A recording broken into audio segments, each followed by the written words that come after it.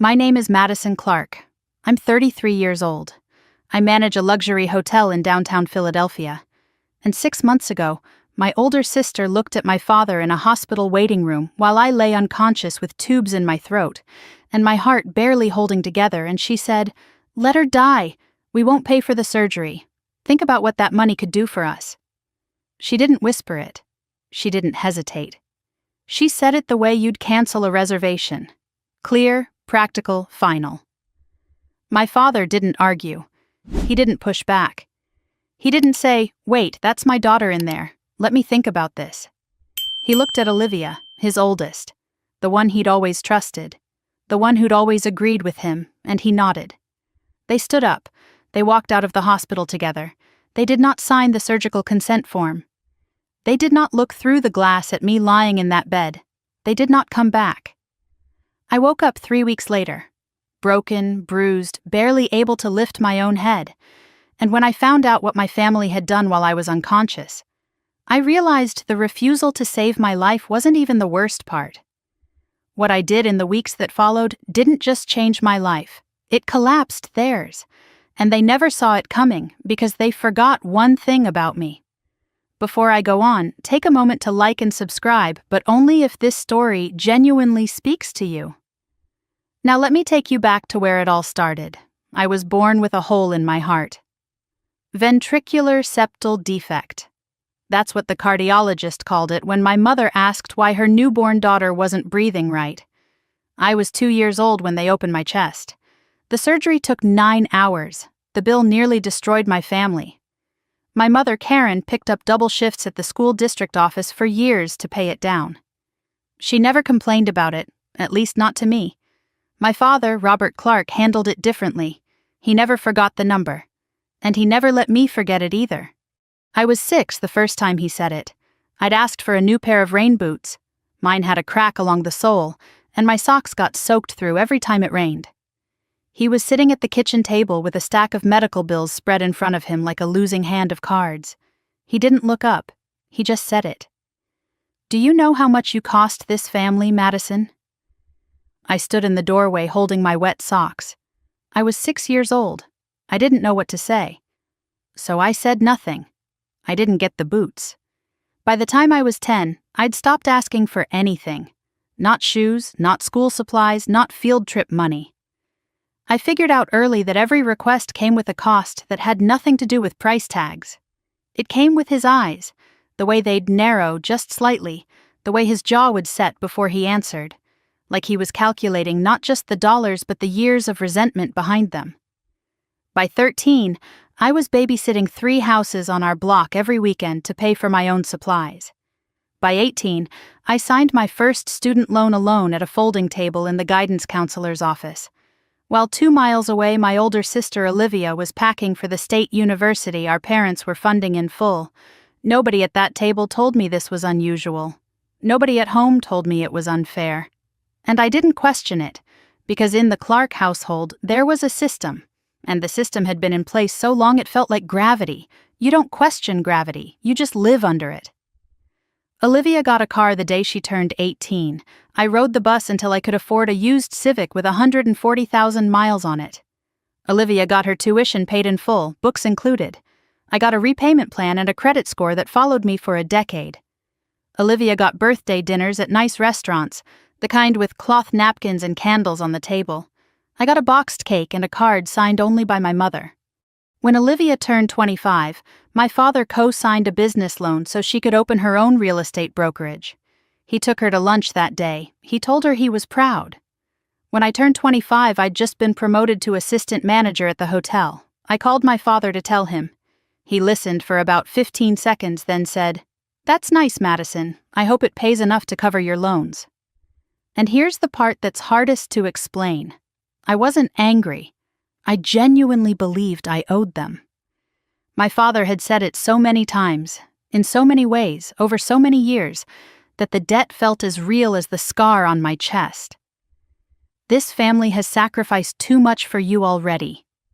That was his favorite version. He said it the way someone quotes scripture, like it was an undeniable truth carved into the foundation of our house. I carried that debt the way I carried my hotel badge every morning, clipped to my jacket without thinking, so familiar I forgot it was there. But there was one person who never mentioned the debt. Not once. Not a single time in my entire life. My grandfather, Harold Bennett. Harold lived alone in a 2-story wooden house on the outskirts of Bryn Mawr, Pennsylvania. Pine floors that creaked in exactly the same spots they'd creaked for 38 years, a kitchen table stained with decades of coffee rings, a porch swing that groaned when the wind pushed it and groaned louder when someone sat in it. He'd lived in that house since before my mother was born, raised her there, buried my grandmother Margaret from there, kept the vegetable garden alive through every winter since, even when his knees got bad, even when his hands started shaking, even when the doctor told him to take it easy and Harold told the doctor to mind his own business. I started visiting him every Saturday when I was 24. Fresh out of hospitality school, drowning in student debt, working double shifts at the hotel and still barely covering rent. I'd drive 45 minutes each way, bring him groceries, check his blood pressure with a cuff I'd learned to use from a first aid course, and then sit on that porch swing and listen to him talk. He talked about the weather, about the Phillies, about the neighbor's dog that kept digging up his tomatoes. He talked about my grandmother, about how she used to hum while she cooked, and how the house still smelled like her perfume sometimes when the windows were open just right. He never said, "You owe me." He never reminded me what I'd cost. He said things like, "Tell me about your week, sweetheart." He said, "Did you eat today?" He said, "Sit down, Madison, you look tired." He made scrambled eggs every Saturday morning whether I was hungry or not, and he didn't let me leave until I'd eaten at least one plate. The eggs were always slightly overcooked and always slightly undersalted, and they were the best thing I ate every single week. Harold watched my father carefully. I didn't realize it at the time, but he saw everything. He noticed when I showed up wearing shoes that were falling apart. He noticed when I flinched at the mention of money. He noticed when Olivia got a new car and I didn't get a phone call on my birthday. He never confronted my father directly. That was his regret, the one thing he'd later apologize for in a letter I wouldn't read until I was lying in a hospital bed wondering how I'd survived. But he watched, and he planned. Near the end, his hands shaking, his voice barely above a whisper, he told me something I didn't understand. We were sitting on the porch. The sun was going down. The swing was creaking in that slow rhythm that I can still hear when I close my eyes. He turned to me and said, "I've made sure you'll be okay, Maddie. When the time comes, find a man named Whitfield. He has everything you need." I smiled. I squeezed his hand. I thought it was the medication talking. He was 81. He got confused sometimes, or so I believed. I told myself it was nothing. I was wrong about that. Harold Bennett was sharp until his last breath. He remembered everything, including things my father desperately wished he'd forget. The name Whitfield meant nothing to me that evening. It would mean everything within a matter of weeks. My father hated that I visited Harold. "You're wasting gas," he'd say. "He doesn't even know what day it is." That was a lie. Harold knew exactly what day it was. He knew exactly what my father had been doing for years. And he'd been quietly, carefully, without telling a single soul, preparing for the day I'd need to fight back. Harold died on a Wednesday in April. Quietly. In that wooden house. In his sleep. I got the call at 6 a.m. I drove to Bryn Mawr in silence. No radio, no phone, nothing but the road and the sound of my own breathing. I parked in the gravel driveway and sat on the porch swing for an hour before anyone else arrived. The garden was just starting to come back from winter. His rosemary had survived again. It always survived. My father organized the funeral. Small, fast, efficient. He kept it to 45 minutes. He didn't let me speak. "Keep it short," he said at the door of the funeral home. "We're not making a production out of this." I stood in the back row and said goodbye in silence. I watched my father shake hands and accept condolences with the practiced ease of a man who'd been performing composure his entire life. I watched Olivia check her phone twice during the service. I watched the casket go into the ground, and I thought about the porch swing and the scrambled eggs and the way Harold always said my name like it was something worth saying. I didn't know what Harold had done for me. I didn't know about the will. I didn't know about the house or the trust fund or the letter he'd sealed in an envelope with just my name written across the front in his thin, steady handwriting. I didn't know that a man named Thomas Whitfield had been trying to reach me for months, and that my father had been blocking every attempt. I didn't know that in 4 weeks, my heart would betray me again, that I'd collapse in a conference room and wake up 3 weeks later in a hospital bed, alone.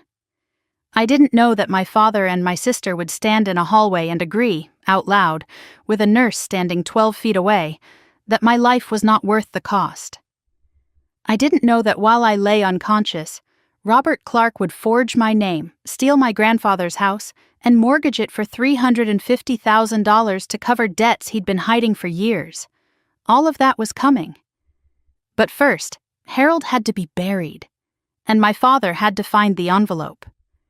The night of Harold's funeral, I couldn't sleep.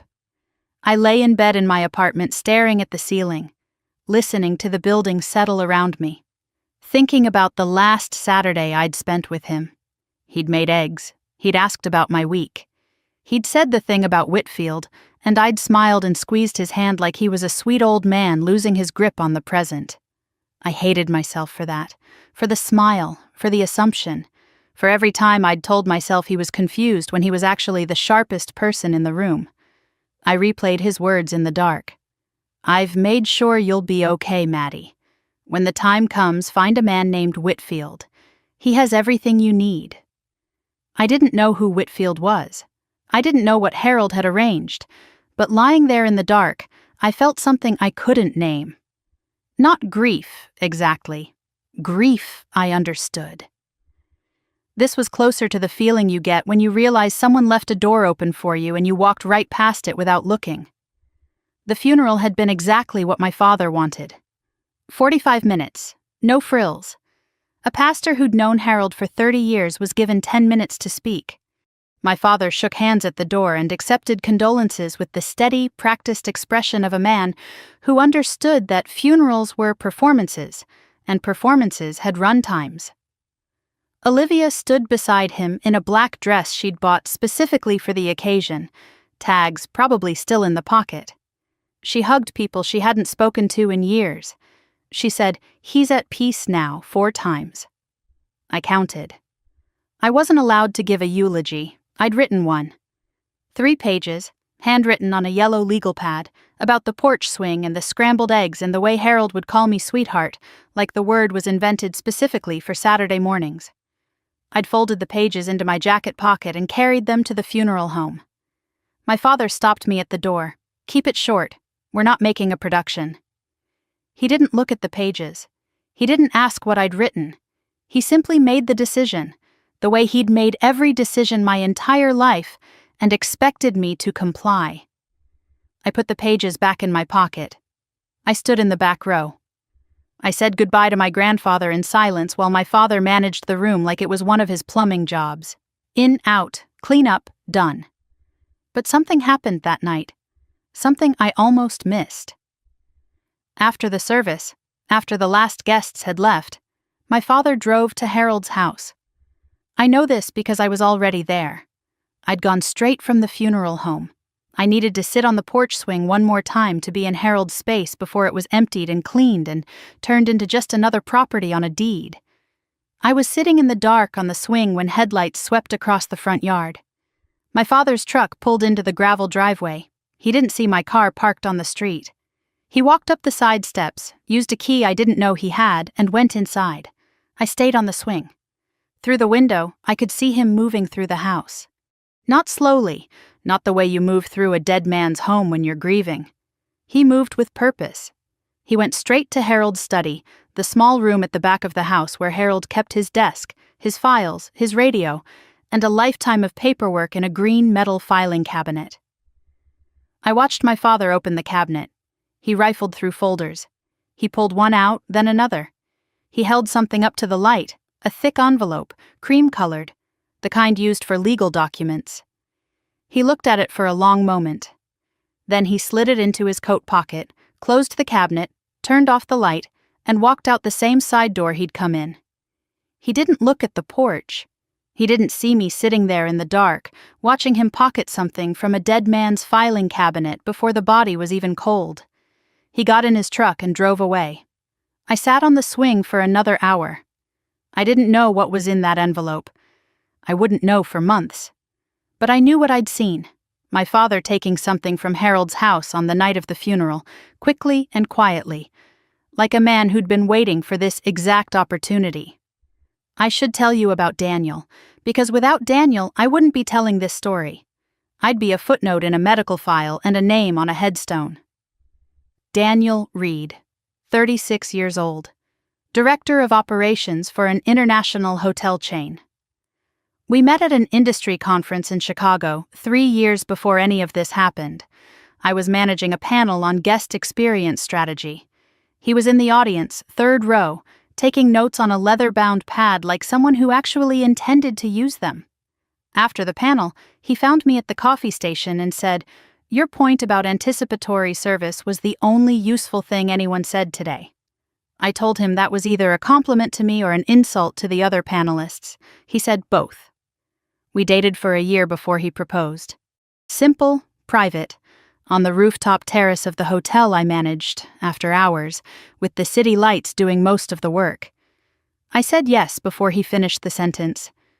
Not because it was romantic, although it was, but because Daniel was the first person in my life besides Harold who made me feel like I wasn't a burden.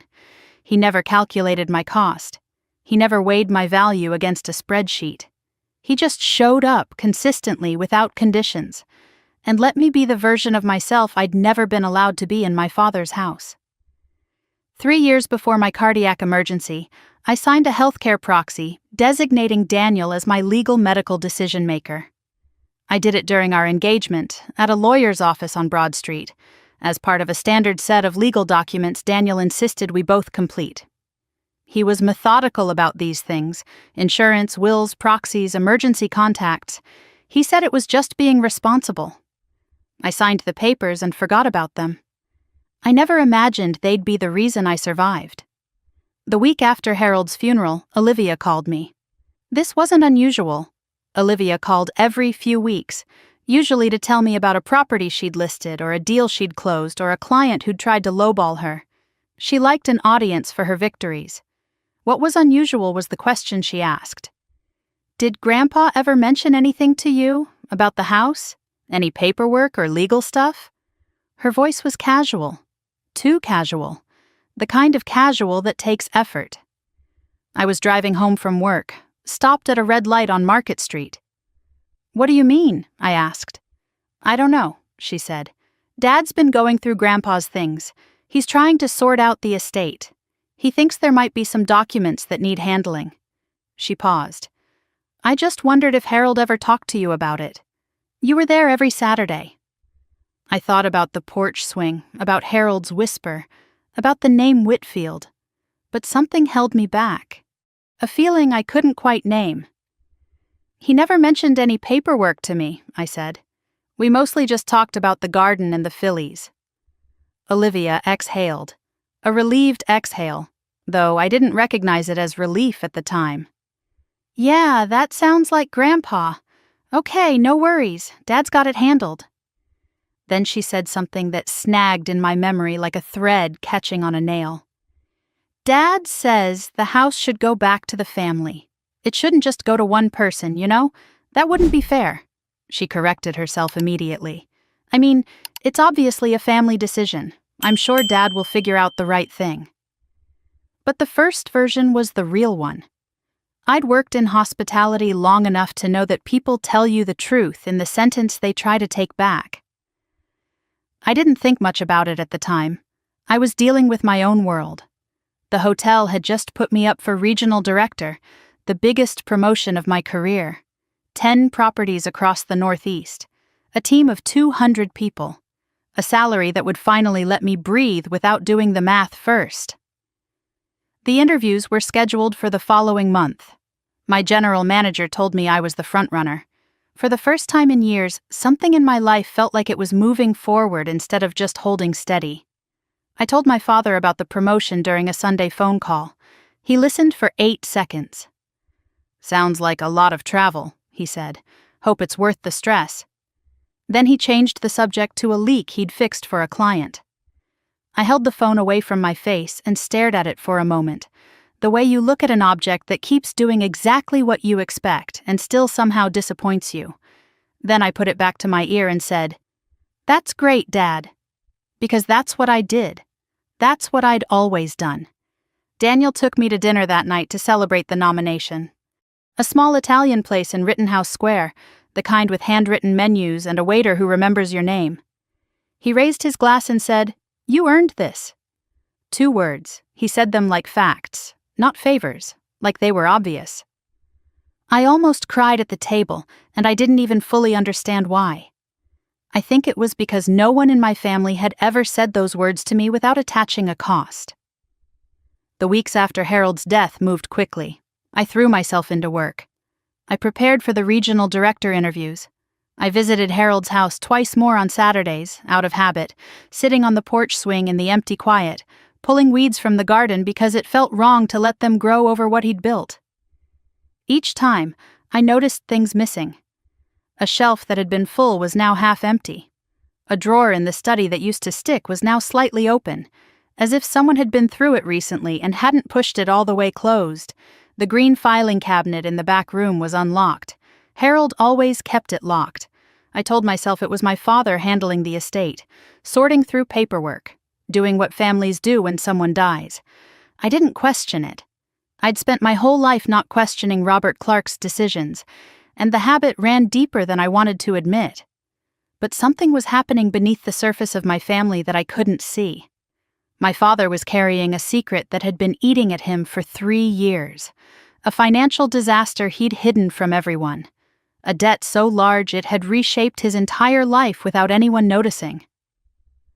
Olivia wasn't just asking me casual questions about Harold's paperwork. She was gathering intelligence.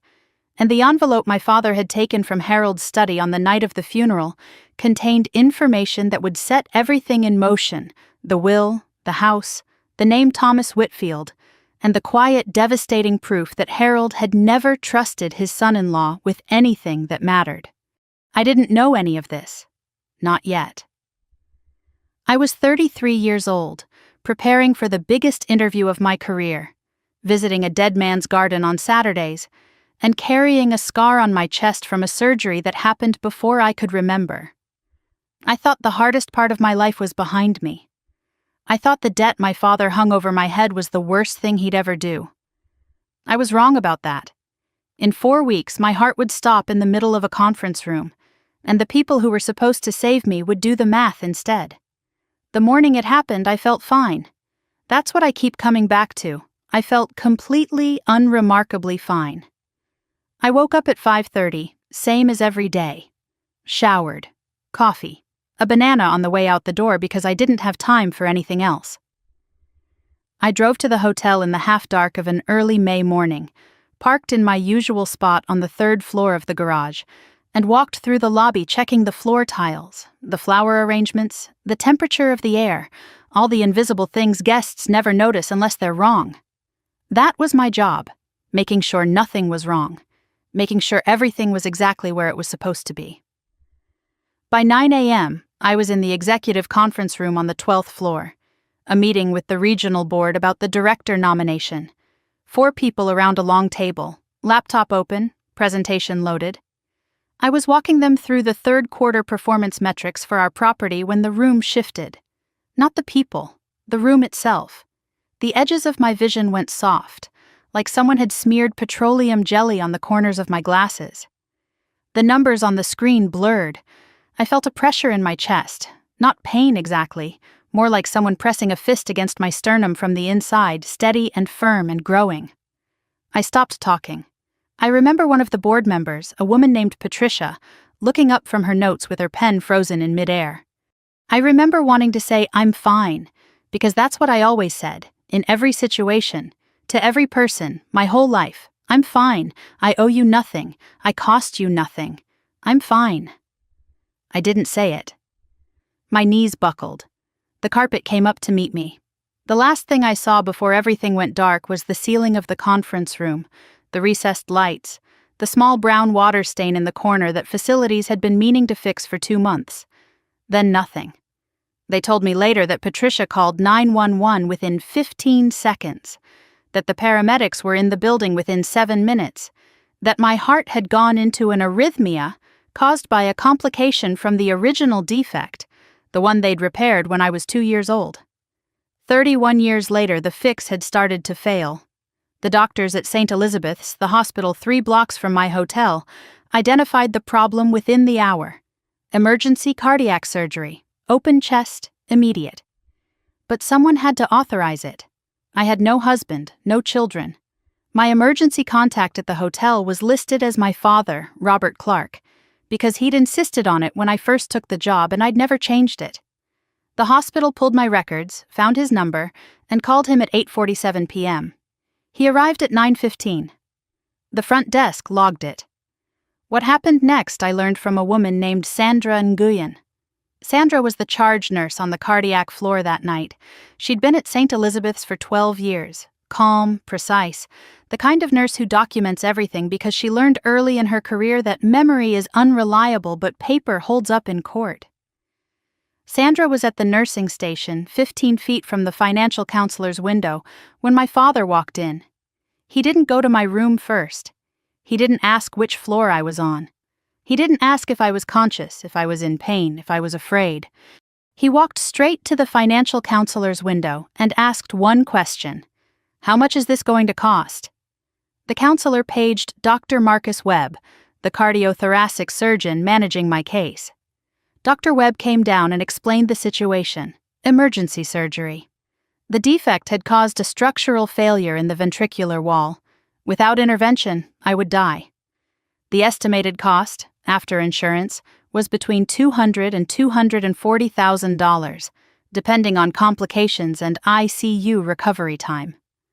My father listened. He didn't sit down.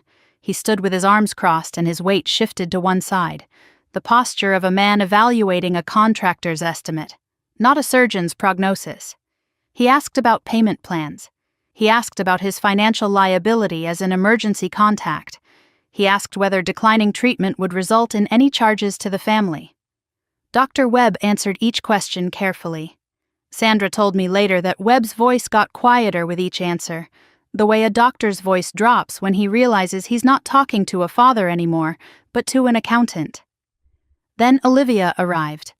9:45 p.m. She came through the main entrance in a gray coat, phone in hand, walking fast. She didn't stop at the information desk. She didn't ask for my room number. She found my father in the waiting area outside the surgical wing, sitting in a plastic chair with his coat still on. She sat down beside him. Sandra was restocking a supply cart 12 feet away, close enough to hear every word. What did they say? Olivia asked. Robert told her. The surgery, the timeline, the cost. Olivia listened. She looked at the floor. She looked at the ceiling. Then she turned to our father and said it. Clear, steady, without lowering her voice, without checking to see if anyone was listening. Let her die. We won't pay for the surgery. Think about what that money could do for us. Sandra's hand stopped on the supply cart. She told me later she gripped the edge of the shelf so hard the metal cut into her palm. She didn't move. She didn't breathe.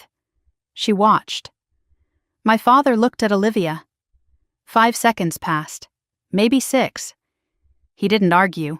He didn't say, "We can't do that," or "She's my daughter," or "Let me think." He nodded. One slow nod.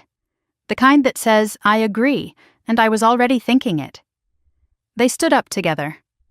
Olivia adjusted her coat. Robert picked up the folder the financial counselor had given him, the one with the treatment authorization form inside it, the form that only needed a signature to save my life. He carried it to the nurse's station. He set it on the counter, unsigned, and said to the clerk, "We're declining the procedure. We won't be authorizing surgery." Then he turned and walked toward the elevator. Olivia followed. They left the building at 9:52 p.m. Sandra logged it at 9:55. They didn't visit my room. They didn't look through the glass. They didn't say goodbye. I was lying 14 feet away, unconscious, with a heart that was failing, and a family that had just decided I wasn't worth the bill.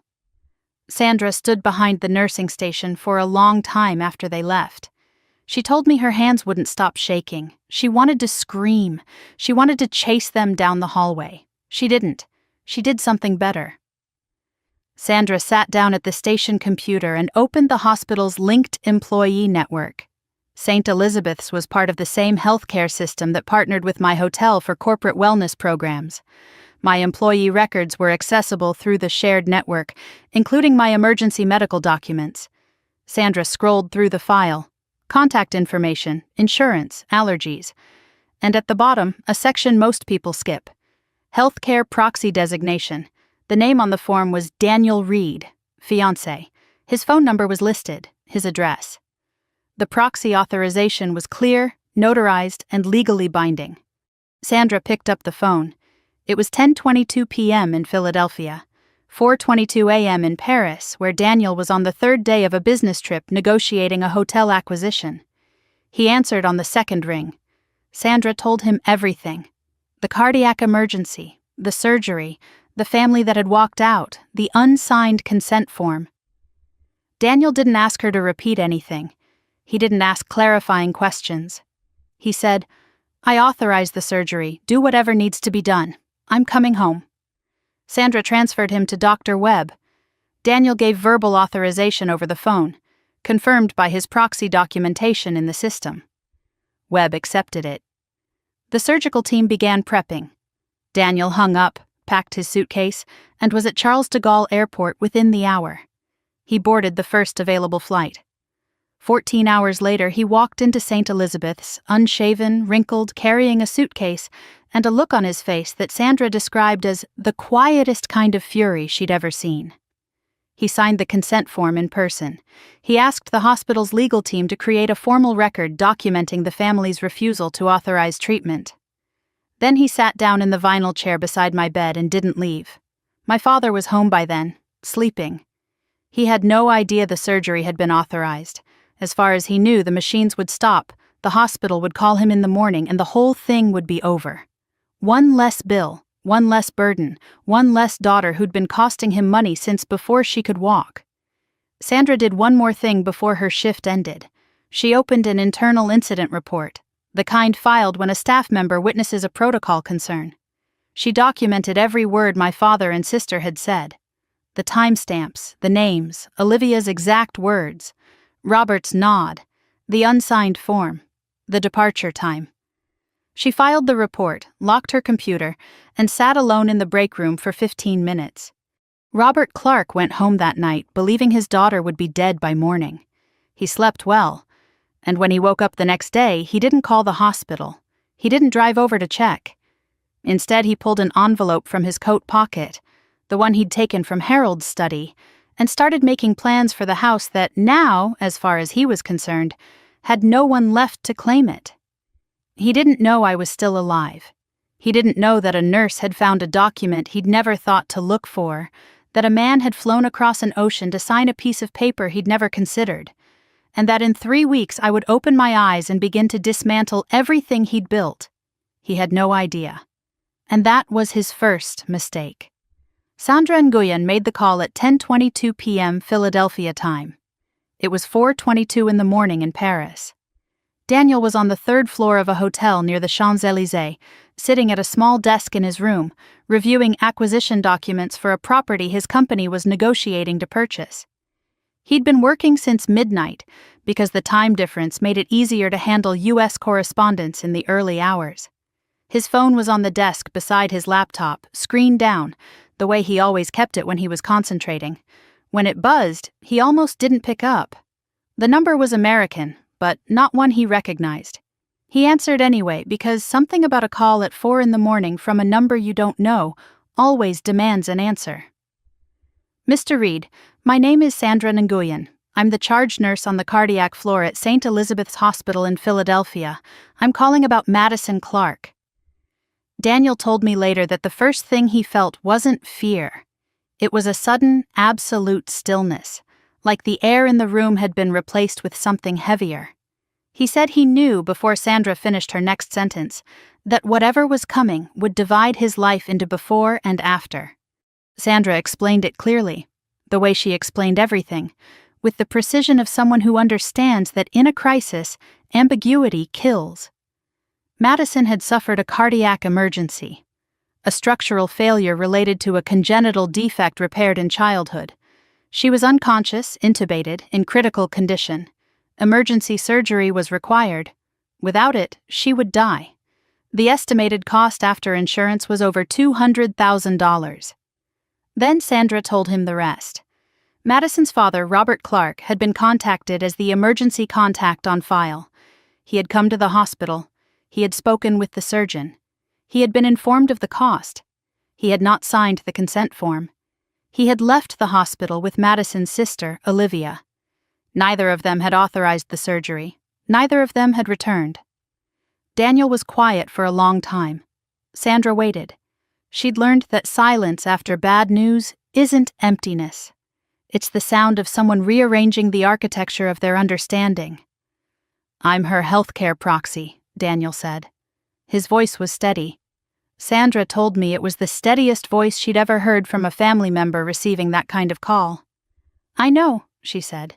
"I found your designation in her employee medical records. That's why I'm calling you." "I authorize the surgery," Daniel said. "Do whatever needs to be done. I'll confirm in person. I'm coming home." He didn't ask about the cost. He didn't ask about payment plans. He didn't ask whether declining would reduce his financial exposure.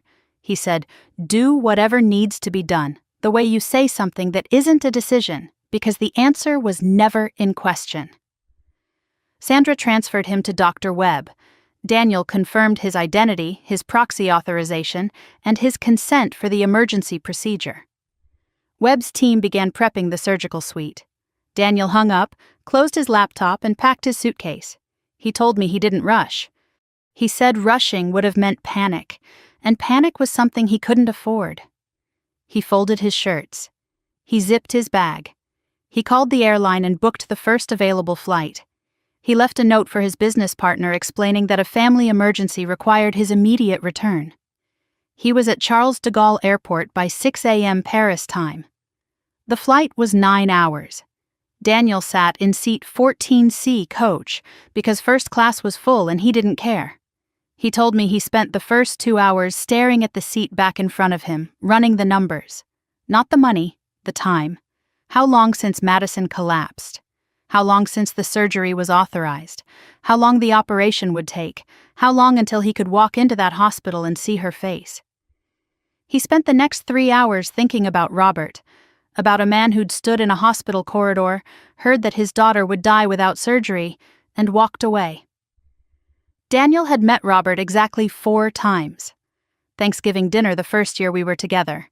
A brief, uncomfortable lunch when we announced our engagement, during which Robert spent most of the time talking about a plumbing contract and didn't congratulate us once. A phone call on my birthday that lasted 2 minutes, and a Christmas gathering where Robert shook Daniel's hand without making eye contact and spent the evening telling church friends about Olivia's real estate success. Daniel had never said anything negative about my father to me. That wasn't his way. But he told me later, on that plane somewhere over the Atlantic, he finally let himself think what he'd been holding back for 3 years. That Robert Clark wasn't just neglectful. He was dangerous. That the system I'd grown up in wasn't just unfair. It was designed to keep me small. And that the man who'd raised me had spent 33 years turning his youngest daughter into someone who believed she deserved nothing, so that when the moment came to let her die, it would feel like arithmetic instead of murder. Daniel landed at Philadelphia International at 2:15 p.m. Eastern Time, 14 hours after Sandra's call. He didn't go home, he didn't shower. He took a cab straight from the terminal to St. Elizabeth's. He walked through the front entrance carrying his suitcase, wearing the same clothes he'd put on in Paris, with stubble that had crossed the line into a short beard and eyes that were red-rimmed but absolutely focused. He went to the cardiac floor. Sandra met him at the nursing station. She told him the surgery had been completed 6 hours earlier. It had gone well. I was stable but still unconscious, and the doctors expected I would remain in a medically induced coma for an extended period while the swelling and trauma resolved. She walked him to my room. Daniel stood in the doorway for a moment. He looked at me, at the tubes, at the monitors, at the bruising along my arms where the IVs had been placed, at the bandage across my chest. Then he walked in, set his suitcase under the chair, sat down, and took my hand. He held it carefully, mindful of the IV line, the way you hold something that is broken and precious and yours. He didn't leave, not that day, not the next, not for 3 weeks. He slept in that vinyl chair every night. He ate from the hospital cafeteria. He answered work emails from his phone when he had to and ignored them when he didn't. His company's HR department sent a formal leave approval within 24 hours. His business partner in Paris handled the acquisition without him. The world kept turning, and Daniel sat in a chair beside my bed and waited for me to open my eyes. Sandra checked on him every shift. She brought him coffee. She updated him on my vitals. They developed the kind of bond that forms between people who are both waiting for the same person to wake up, the quiet solidarity of a shared vigil. During one of these conversations, late on a Tuesday night, Sandra mentioned something that made Daniel set down his coffee cup and stare at her. "Your fiancé's father called the hospital today," Sandra said. Daniel looked up. "He asked about Madison?" Sandra shook her head slowly. "He asked when he could pick up her personal belongings. The hospital is networked with her hotel's corporate wellness system. Her employee file is flagged here. He called the main line and asked about collecting her things from the staff records." Daniel was quiet for 10 seconds. Sandra watched his jaw tighten, then release, then tighten again. "He thinks she's dead," Daniel said. Sandra, "That's my assessment." Daniel, "And instead of calling to confirm, he's calling to collect her belongings." Sandra didn't answer. She didn't need to. Daniel reached into his wallet that night after Sandra left. He pulled out a business card, worn at the edges, slightly bent from being carried for 2 years. Harold Bennett had given it to him during one of my Saturday visits. Daniel had driven me to Bryn Mawr that day, and while I was inside making Harold's lunch, Harold had walked out to the porch where Daniel was sitting. Harold had pressed the card into his hand without a word, then looked him in the eye and said, "Keep this. You might need it someday. And when that day comes, let Maddie decide. It should be her choice." The card read, "Thomas Whitfield, attorney at law." Daniel looked at it for a long time that night. Then he put it back in his wallet and said nothing, because I hadn't asked yet. And Harold had told him to let me decide. So he waited. The way he waited for everything. Patiently, steadily, without condition. The way he'd waited in that chair for 3 weeks. The way he'd wait for as long as it took. I didn't learn any of this until weeks later. What I'm about to tell you happened while I was unconscious, while the machines breathed for me and the monitors tracked my heartbeat, and Daniel held my hand through the long, silent hours. I pieced it together from documents, from court records, from things Whitfield told me and Sandra confirmed, and bank statements proved. But this is what happened. This is what my father did while I was lying in that bed. Robert Clark woke up the morning after leaving the hospital expecting a phone call. He'd rehearsed for it. I know this because it's exactly the kind of thing Robert does. He prepares his performance before the curtain goes up. He'd already composed the version he'd tell people, the catch in his voice, the slow exhale. "We lost her. Her heart just wasn't strong enough. The doctors did everything they could. He'd deliver it at church. He'd deliver it to neighbors. He'd accept the casseroles and the sympathy cards and the firm handshakes from men who'd tell him they were sorry for his loss, and he'd nod with the weary dignity of a father who'd been through the unimaginable. But the call didn't come. Not at 7, not at 8, not at 9, not at 10. The hospital didn't call because I wasn't dead. The surgery had been completed. My vitals were stable. There was no death to report. But Robert didn't know that. He didn't call the hospital to ask. He didn't drive over to check. He interpreted the silence as bureaucratic delay, paperwork, processing. He assumed the notification would come eventually, and in the meantime, he had things to do. He sat at his kitchen table that Thursday morning with the envelope he'd taken from Harold's study. He'd opened it fully now, spread the contents across the table like a man reading a map. Inside was a copy of Harold's deed to the Bryn Mawr property, notes about a trust account, and a letter addressed to Thomas Whitfield, attorney at law, referencing a last will and testament filed on behalf of Harold James Bennett. Robert read the letter twice. His jaw tightened. Harold had left the house to Madison, not to the family, not to Karen, not split between the grandchildren, solely to Madison Marie Clark. The house, the land, and a trust account containing $120,000. All of it. To the daughter Robert had spent 33 years calling a financial burden. Robert set the letter down. He picked up his phone and called Olivia. She answered on the first ring, the way she always did when Robert called, because in the Clark family, when the patriarch summoned, you responded. "We have a problem," Robert said, "but it's a problem I can fix if she's not alive to claim it." Olivia didn't ask what he meant. She didn't need to. She'd been standing in the hospital waiting room 12 hours earlier and said, "Let her die," without flinching. She understood the arithmetic. She always had. Here is what Robert Clark did over the next 7 days. I'm going to lay it out step by step, the way Whitfield laid it out for me in my hospital room, the way it was later presented to the county court and the police and the fraud department at the bank. I'm going to tell you exactly how my father stole my grandfather's house while I was in a coma, because the precision of it matters. The planning matters. This wasn't a desperate act. This was methodical. Robert had kept copies of my medical consent forms from when I was 18. He'd insisted I sign a stack of documents that year: insurance authorizations, hospital pre-approvals, emergency contact designations. He told me it was standard. It was a lot of paperwork for an 18-year-old who didn't know better and trusted her father because she didn't yet understand that trust could be a tool for someone else's benefit.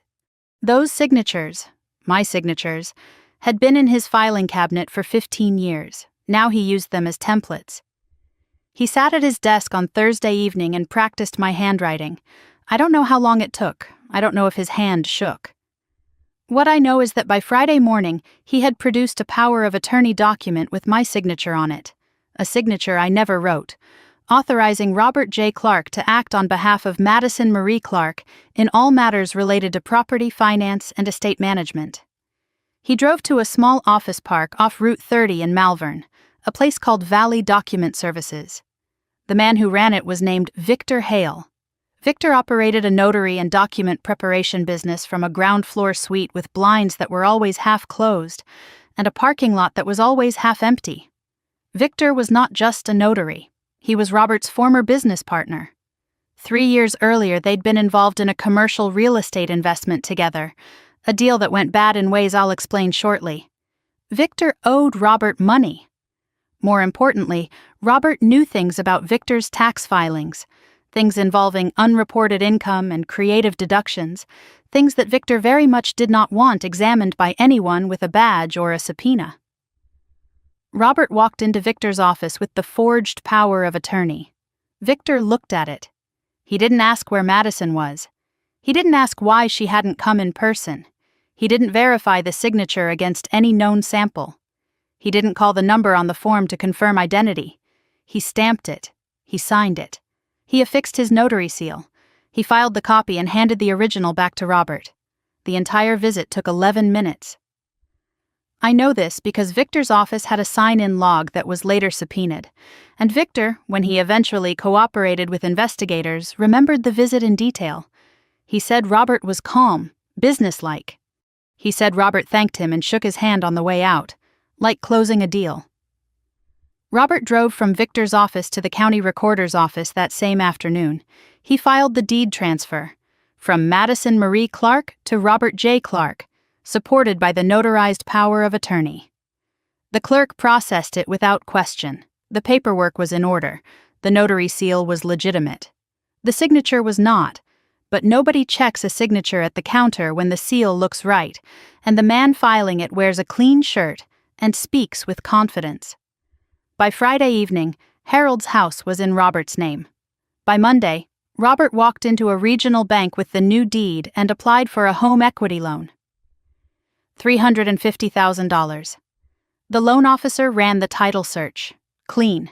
No liens, no disputes, no flags. Robert signed the loan documents. The bank approved the application. Within 6 business days, $350,000 was deposited into Robert J. Clark's personal checking account. The money did not go toward my medical bills. The money did not go into a savings account. The money did not go toward Harold's funeral costs or estate taxes, or anything remotely connected to the family Robert claimed to have sacrificed so much for. The money went to pay off debts that nobody in our family, our church, or our neighborhood knew existed.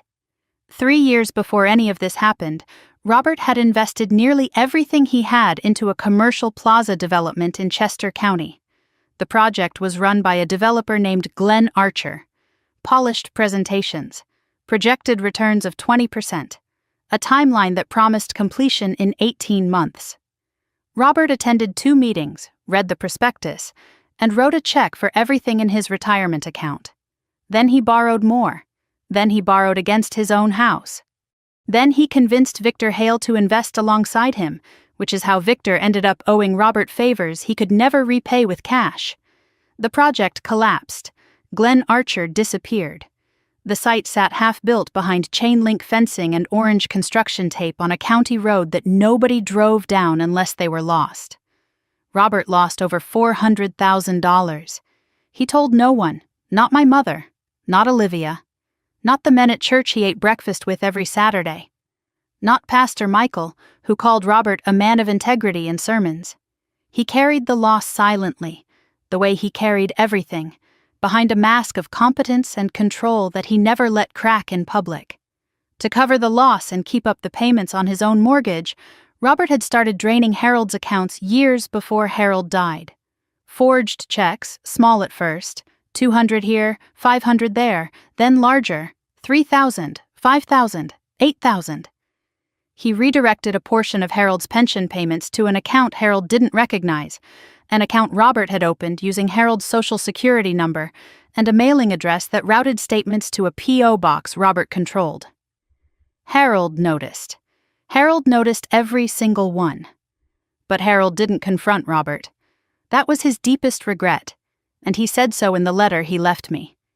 He noticed the discrepancies, tracked the amounts, collected the evidence, and said nothing, because he believed that confronting Robert would destroy the family, would break Karen's heart, would force everyone to choose sides. So instead of speaking, Harold acted. He called a lawyer named Whitfield. He built a case. He made a will. He transferred the house. He prepared a USB drive with 5 years of documentation. And he wrote me a letter that began with the words, "Don't make my mistake." The $350,000 from the mortgage went fast. $240,000 went to outstanding debts, construction liens, personal loans, a second mortgage payment on Robert's own house that was 3 months overdue. Creditors who had been calling Robert's phone at all hours suddenly stopped. Bills that had been piling up on his kitchen table disappeared. The pressure that had been building for 3 years released like a valve opening. The remaining $110,000 went to Olivia. This is the part that still sits in my chest like a stone when I think about it. My father called Olivia the morning after the deed transfer. He told her what he'd done: the forged POA, the house, the mortgage. He didn't ask for her permission. He offered her a cut, $110,000. Enough to fund the expansion she'd been planning for over a year, a second office for her real estate brokerage in King of Prussia, a growing market with wealthy clients and high commissions. Olivia took the money. She took it on a Tuesday. By Wednesday, she'd signed a lease on the new office space. She didn't ask where the money came from, or rather, she knew exactly where it came from, and decided that knowing wasn't the same as asking, and not asking wasn't the same as being guilty. She told herself it was practical. Madison was in a coma, probably dying. The house would sit empty. The money would disappear into probate.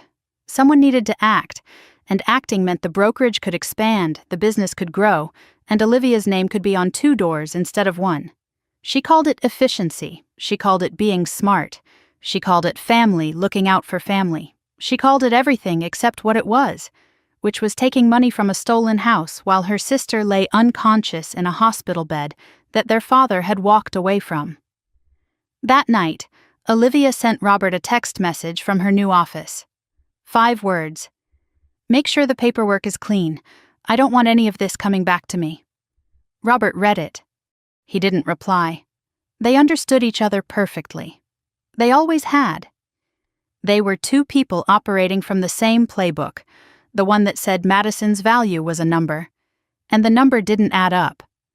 Robert didn't know that the house was already in my name before he forged the transfer. He didn't know that Harold's will had been probated months earlier. He didn't know that Thomas Whitfield had been trying to reach me and that Robert's own interception of those calls was documented. He didn't know about the USB drive Harold had left with Whitfield, a drive containing 5 years of forged checks, bank records, pension redirects, and an email exchange between Robert and Victor Hale that included the sentence, "If the granddaughter finds out about the accounts, we're done." And he certainly didn't know about the vinyl chair on the cardiac floor, the one where Daniel Reed sat every day, holding my hand, waiting for me to open my eyes, carrying in his wallet a business card that Harold Bennett had given him with the quiet instruction, "When the day comes, let Maddie decide." Robert slept well that week. He slept the way a man sleeps when he believes all the evidence is buried, all the witnesses are silent, and the only person who could hold him accountable is never going to wake up. He was wrong about that. He was wrong about all of it. And 3 weeks later, when I opened my eyes in that hospital bed and saw Daniel's face instead of my father's, the first thread of Robert Clark's carefully constructed world began to pull loose. He just didn't know it yet. I opened my eyes on a Tuesday, 3 weeks after the conference room. 3 weeks after the carpet came up to meet me and the ceiling lights faded to black. The first thing I registered wasn't sight, it was sound. A steady beeping, rhythmic and mechanical, the heartbeat of a machine pretending to be mine. Then the light came, blue-white and flat, the kind that only exists in hospitals. No warmth in it. No texture. Just brightness pressed against everything like a weight. I knew that light. I'd walked past it 1,000 times in the corridors that connected my hotel to the medical campus across the street. But I'd never been under it like this. I'd never been the one lying down. My throat was raw. The breathing tube had been removed days earlier, but the ghost of it sat in my chest like a bruise I couldn't see. My ribs ached with every inhale. My left arm was wrapped in a soft brace. Everything felt heavy, my limbs, my eyelids, even my thoughts, like they were moving through water instead of air. I tried to lift my right hand, and it took more effort than I expected, the kind of effort that makes you aware of muscles you've never thought about. The first face I saw was Daniel's, not my father's, not Olivia's, not my mother's. Daniel. He was sitting in a chair beside my bed, a vinyl chair with chrome legs that looked like it had been pulled from a waiting room. His shirt was wrinkled. His jaw was covered in a short beard I'd never seen on him before. There were shadows under his eyes so deep they looked like bruises. A paper coffee cup sat on the floor beside him, half-finished and cold. He looked like a man who hadn't slept in his own bed for a very long time. When he saw my eyes open, he didn't gasp. He didn't shout for a nurse. He didn't jump up and press the call button. He leaned forward slowly, took my hand, his fingers careful around the IV line, and he said, "Hey, you're safe. I'm here." His voice cracked on the last word. Just barely. Just enough for me to hear the 3 weeks of waiting behind it. I tried to speak. My voice came out as a scrape, barely a whisper, like someone dragging a chair across a floor. "How long?" Daniel's thumb moved across the back of my hand. 3 weeks. "The surgery went well. You're going to be okay." I closed my eyes. Not because I was tired, although I was tired in a way I'd never experienced, a tiredness that went past muscles and into bone. I closed my eyes because I was trying to reassemble the last thing I remembered. The conference room, the presentation, the numbers on the screen going blurry. Patricia's pen frozen in midair, the floor rising. I opened my eyes again. I looked at Daniel. I looked at the chair, at the wrinkled shirt, at the beard, at the evidence of weeks spent in a room that wasn't his. And I asked the question that had already begun to form itself the moment I realized he was the only person in the room. "Where's my dad?" Daniel didn't answer immediately. His hand stayed on mine. His eyes didn't move from my face, but something shifted in his expression, a tightening around the jaw, a flicker of something he was deciding whether to show me or hold back. That pause, those 3 seconds of silence, told me more than any answer could have. Something was wrong. Something beyond the hospital and the surgery and the 3 weeks I couldn't remember. "There are things I need to tell you," he said. "Not all at once, but you need to know." I looked at him. "Tell me." He took a breath. "Your dad came to the hospital the night it happened. He spoke with Dr. Webb about the surgery. He was told the cost. He didn't sign the consent form. He left the hospital without authorizing the procedure." I stared at the ceiling. I counted the tiles above my bed. 1, 2, 3. I didn't interrupt. I didn't ask him to slow down or repeat himself. I lay still and let the information enter my body, the way the IV drip entered my arm, slowly, steadily, cold. "He wasn't alone," Daniel continued. His voice was even, controlled, but I could hear the effort it took to keep it that way. "Olivia was there. She came to the hospital and found your father in the waiting area. Sandra Nguyen, the charge nurse on the floor that night, was standing 12 feet away. She heard everything." Another pause. Longer this time. Daniel was looking at our hands, at his fingers laced through mine. "What did Olivia say?" I asked. "She said, 'Let her die. We won't pay for the surgery. Think about what that money could do for us.'" The monitor beeped, once, twice, 3 times. I lay perfectly still. Not because I was shocked, because I was experiencing something I'd never felt before and didn't have a word for. It was the sensation of hearing, spoken aloud, in clear language. The thing you've always known but never had the courage or the cruelty to articulate. My sister had said out loud what my father had been saying with his silence, his calculations, his resentment. For 33 years. I was a cost. I had always been a cost. And when the final invoice arrived, they decided I wasn't worth paying. "Your father nodded," Daniel said. "They stood up.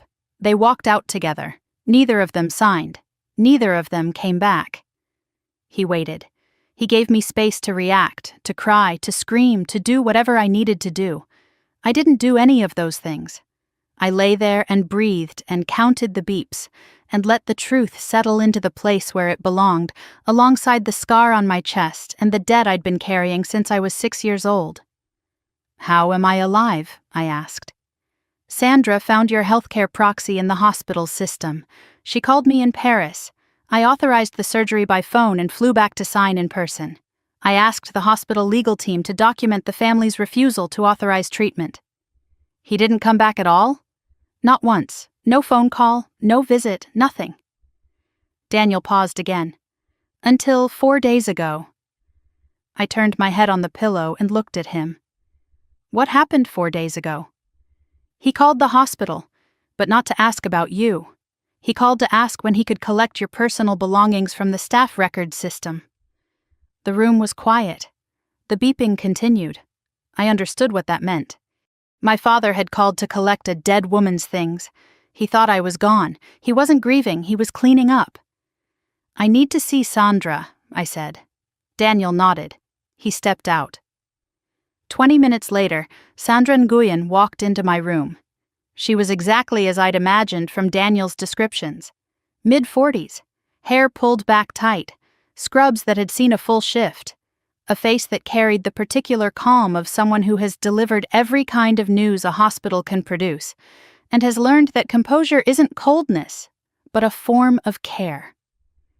She pulled a chair to my bedside and sat down. She didn't ask how I was feeling. She knew how I was feeling. She'd been watching my vitals for 3 weeks. "I want to hear it from you," I said.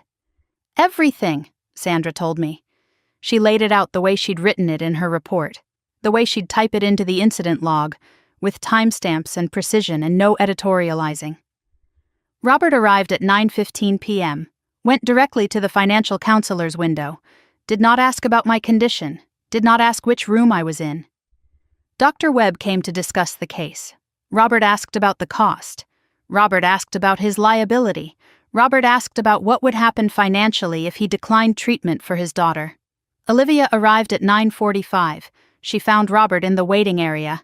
Sandra was restocking a supply cart 12 feet away. Olivia asked what the doctors said. Robert told her.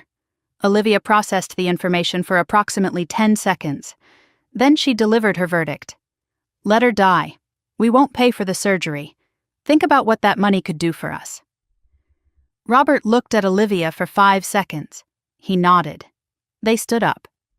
They left the building at 9:52. Sandra logged it at 9:55. Sandra paused. Then she added something Daniel hadn't told me. "4 days ago, your father called the hospital's main line. He asked about collecting your personal belongings from the employee network. He spoke as if you were already gone. He used past tense. He said, 'my daughter's things,' the way someone says, 'the previous tenant's mail.'" I took the call. I recognized his voice from that night. I looked at her. "Is the incident report on file?" "Filed, time-stamped, and locked in the system. Every word, both names, exact times." "Thank you, Sandra." She didn't say, "You're welcome." She looked at me steadily and said, "I would have called Daniel even if I hadn't found the proxy. I want you to know that." She stood up. She straightened her scrubs. She walked to the door. Then she stopped and turned back. "Your grandfather came to this hospital once, about a year before he died." I stared at her. "He asked to speak with the charge nurse on the cardiac floor. He sat in that chair," she pointed to the visitor's chair by the window, "and he asked me to keep an eye on you. He said, if anything ever happens to Maddie, her family won't help. But someone here will." She held my gaze for a moment. He was right. Then she left. I lay in the bed staring at the chair she'd pointed to. Harold. Even here, even in this. A year before he died, he'd walked into this hospital and planted a seed. He'd asked a stranger to watch over me because he knew, with the certainty of a man who'd been watching for decades, that when the worst came, his own family would fail me. He didn't trust them. He trusted a nurse he'd never met, a lawyer I'd never heard of, and a system he'd built piece by piece, quietly, invisibly, while I sat on his porch swing every Saturday thinking he was just a sweet old man who liked scrambled eggs. My father showed up at 2:17 that afternoon. The nurses logged it. He walked in carrying yellow tulips and a small Tupperware container of lemon bars that Olivia had apparently baked. He set them on the bedside table, leaned down, kissed my forehead, and sat in the chair with the heavy sigh of a man carrying an enormous burden. He was good at this. The performance. I'd watched it my entire life, at parent-teacher nights, at church fundraisers, at holiday dinners, the weary father, the quiet provider, the man who gave everything and never asked for thanks. "The doctors say you'll be out in a week or two," he said, squeezing my hand. "We were so worried, sweetheart. I've barely slept." I looked at his eyes. They were clear, well-rested. No bags, no redness, no sign of a man who'd spent 3 weeks pacing a hallway or sleeping in a chair. His shirt was ironed. His hair was combed. He looked like a man who'd been sleeping 8 hours a night in his own bed, because he had been. "Thanks for coming, Dad," I said. I said it the way you say it when you know exactly who you're talking to and you're choosing, deliberately, to let them believe you don't. Olivia didn't come. She sent a text. "So relieved you're okay. We'll visit soon. Love you." She never visited. Not the next day, not the day after, not once during my remaining stay. The "soon" in her message was the kind of word people use when they have no intention of following through but want it on record that they said something kind. Before Robert left, he paused at the door. His voice shifted to casual, the kind of casual I'd heard 1,000 times from hotel guests who were about to dispute a charge they knew was valid.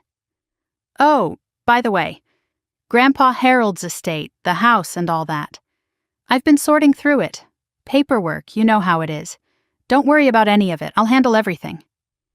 He watched my face as he said it. I felt the scan. The way his eyes moved across my expression, looking for a crack, a flinch, a sign that I knew something I shouldn't. I'd spent 11 years managing luxury hotels. I could read a guest's intention from across a lobby. I could tell when someone was lying about a noise complaint, fabricating a billing dispute, or testing whether I'd bend on a policy. My father was doing the same thing. He was checking the perimeter. I gave him nothing. I smiled. "Thanks, Dad. I really appreciate you taking care of that." He smiled back, satisfied. He picked up his coat, patted my hand, and walked out. He didn't look back. The door closed. I counted to 10. The room was silent except for the heart monitor. I turned to Daniel, who'd been standing by the window the entire time, arms crossed, jaw set, watching my father the way a security director watches a suspect on camera. "Get me my phone," I said, "and that business card Harold gave you." The phone rang twice, a calm, measured voice on the other end, the kind of voice that has read 10,000 documents and is surprised by none of them. "This is Thomas Whitfield." "Mr. Whitfield, my name is Madison Clark. I think my grandfather—" He cut me off gently but firmly. "Miss Clark, I've been trying to reach you for 5 months." I gripped the phone. My ribs protested. I didn't care. "5 months?" he explained. After Harold's death, after the will was probated and the deed transfer was filed and recorded with the county, Whitfield had sent 3 certified letters to my home address. All 3 were returned unopened. He'd called the phone number Harold had provided for me, my old landline at the apartment I'd lived in before moving closer to the hotel. A man answered. The man told Whitfield that Madison Clark had moved out of state and didn't wish to be contacted. "That was my father," I said. His voice, on my old line. A pause on Whitfield's end.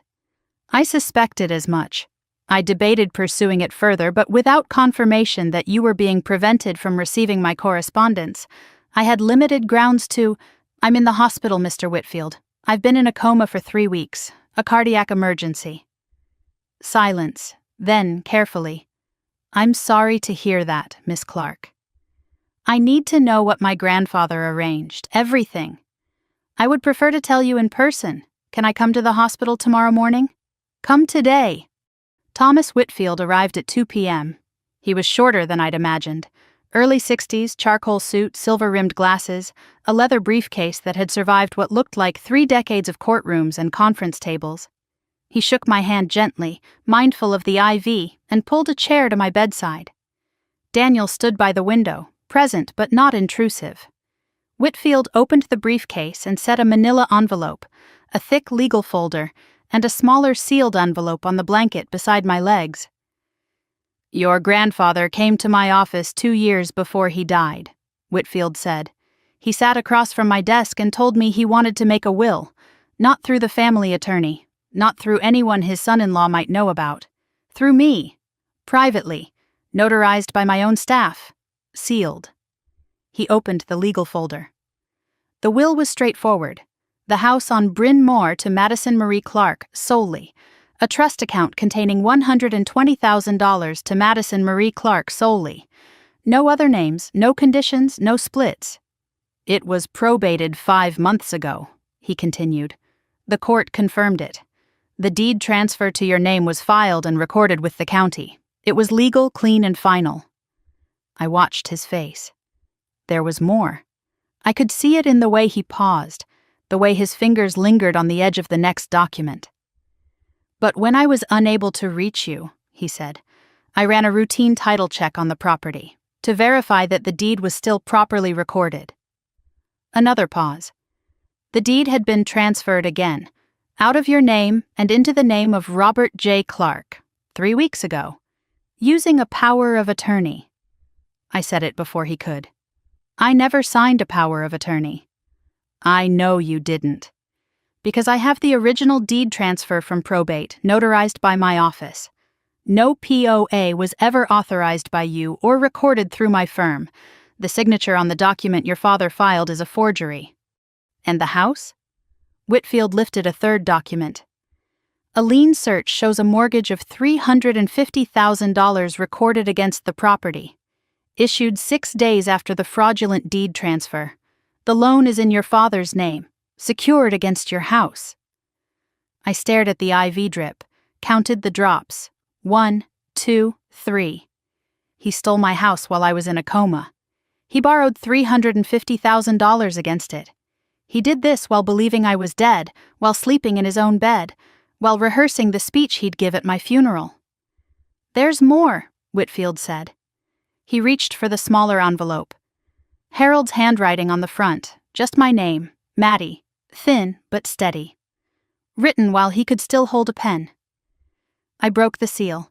Inside, a single sheet of paper, folded twice. I opened it. Maddie, I know your father will try to take everything. He already has over the years. My pension checks, my savings account. Small amounts at first, then larger. He forged checks in my name. He redirected deposits. I noticed every single time. I said nothing because I didn't want to break the family apart. That was my mistake. Don't make it yours. The house is yours. The money is yours. Mr. Whitfield has all the paperwork. Don't let anyone take what belongs to you. Not your sister, not your mother's silence, and especially not your father. You are braver than me, sweetheart. You always have been. I'm sorry I didn't say this when I could still sit beside you on the porch. I cried. For the first time since waking up. For the first time since Daniel's words. Since Sandra's account. Since every cold revelation that had stacked on top of the last. I cried, not because I was broken, but because my grandfather had seen me. All of me. He'd seen the debt I carried, the silence I performed, the slow erosion of my worth inside my own family. And he hadn't just watched.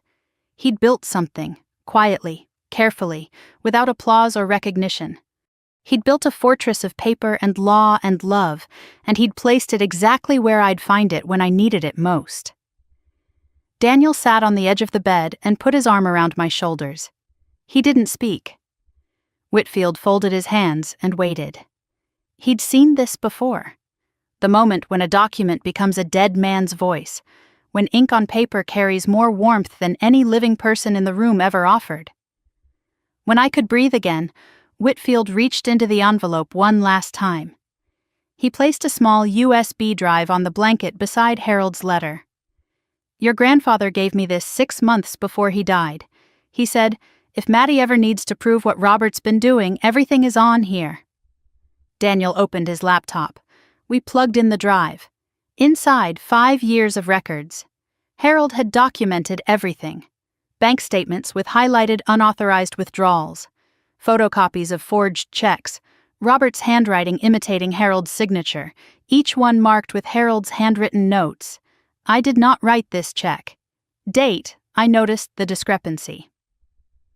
Screenshots of pension redirect forms, showing a portion of Harold's payments routed to an account Harold had never opened. And at the bottom of the file directory, a folder labeled Victor.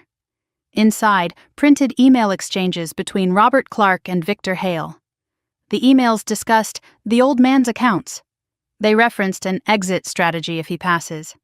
One email, sent by Robert 11 months before Harold died, read, "She visits him every Saturday. If she finds out about the accounts, we're done. We need to move the pension redirect before tax season." I read every document, every forged check, every redirected payment, every email that treated my grandfather like a bank account and me like a threat. 5 years. My father had been stealing from Harold for 5 years, and Harold had known the entire time. He'd tracked it, documented it, organized it into folders, and handed it to a lawyer with the instruction, "Give this to Maddie when she needs it." "How long have you known about this?" I asked Whitfield. "Harold showed me the evidence 18 months ago. He wanted to file charges immediately. I advised him to wait until the will was finalized and the deed was transferred and fully recorded. He agreed. He said, Whitfield paused, and for the first time his measured composure showed a crack. Maddie will finish what I started. I sat back against the pillow. I looked at the laptop screen, at 5 years of theft laid out in columns and timestamps and Harold's careful handwriting. I looked at the letter beside me on the blanket. I looked at Daniel, who was reading the emails with an expression I'd never seen on his face. A cold, focused intensity that had nothing to do with anger and everything to do with the absolute, irreversible decision to act. I want to file everything, I said. Void the deed. Report the forgery, notify the bank, and I want the police to see the USB drive. Whitfield nodded. I can have the motions prepared by the end of the week. I don't just want the legal process. I looked at him. My father stands in front of 150 people every month and tells them who he is. He did it while I was in a coma.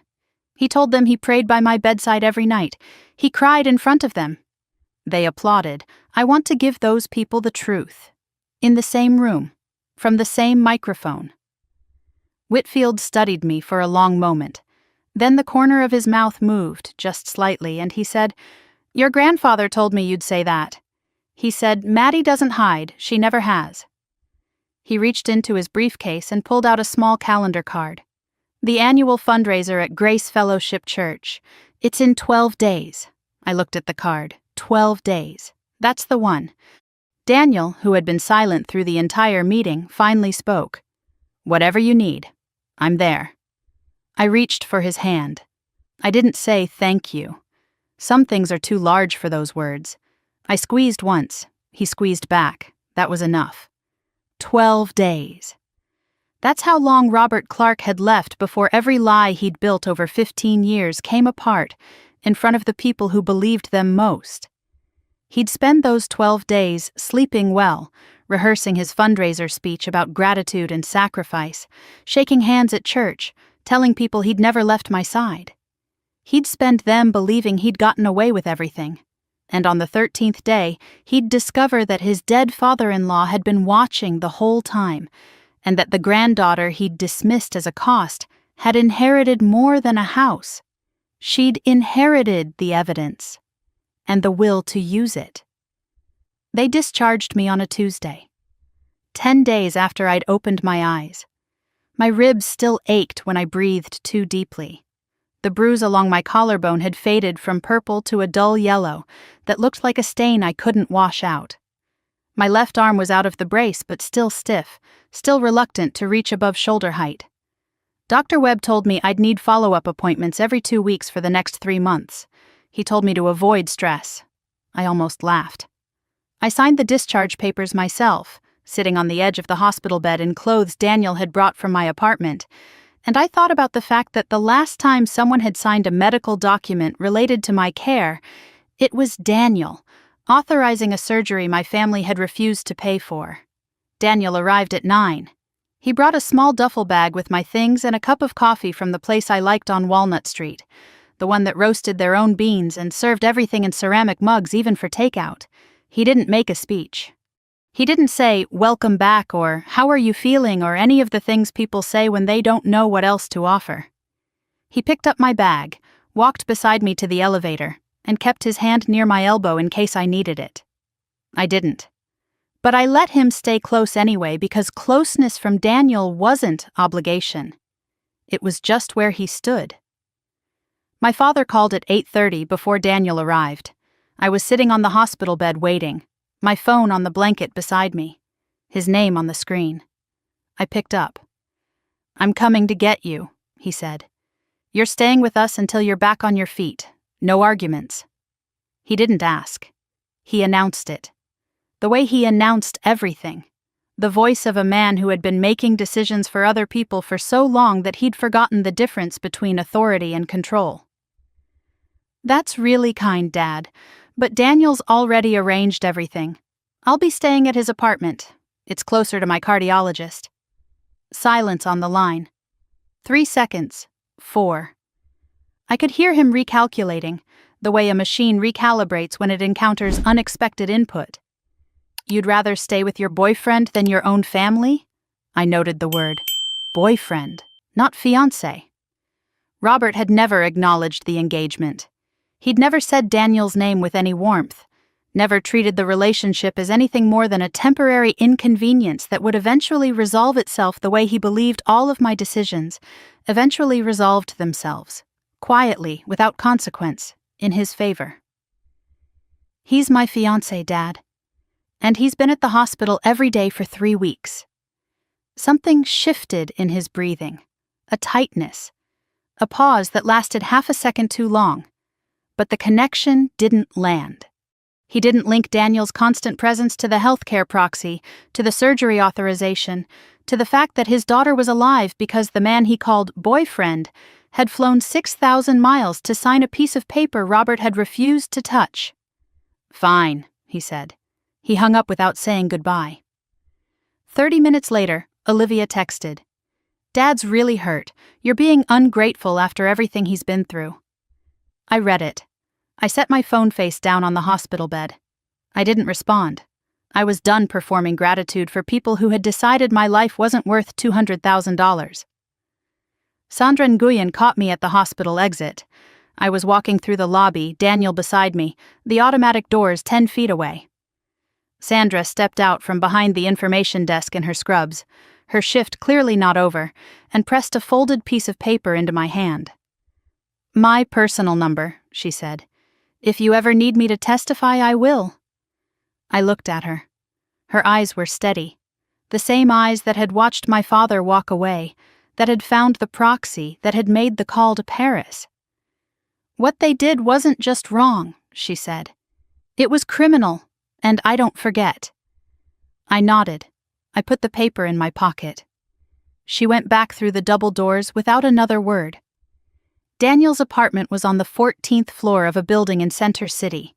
Clean, modern, large windows overlooking the Schuylkill River. His dining table, usually covered with hotel industry reports and acquisition spreadsheets, had been cleared. In its place, a landscape I recognized immediately.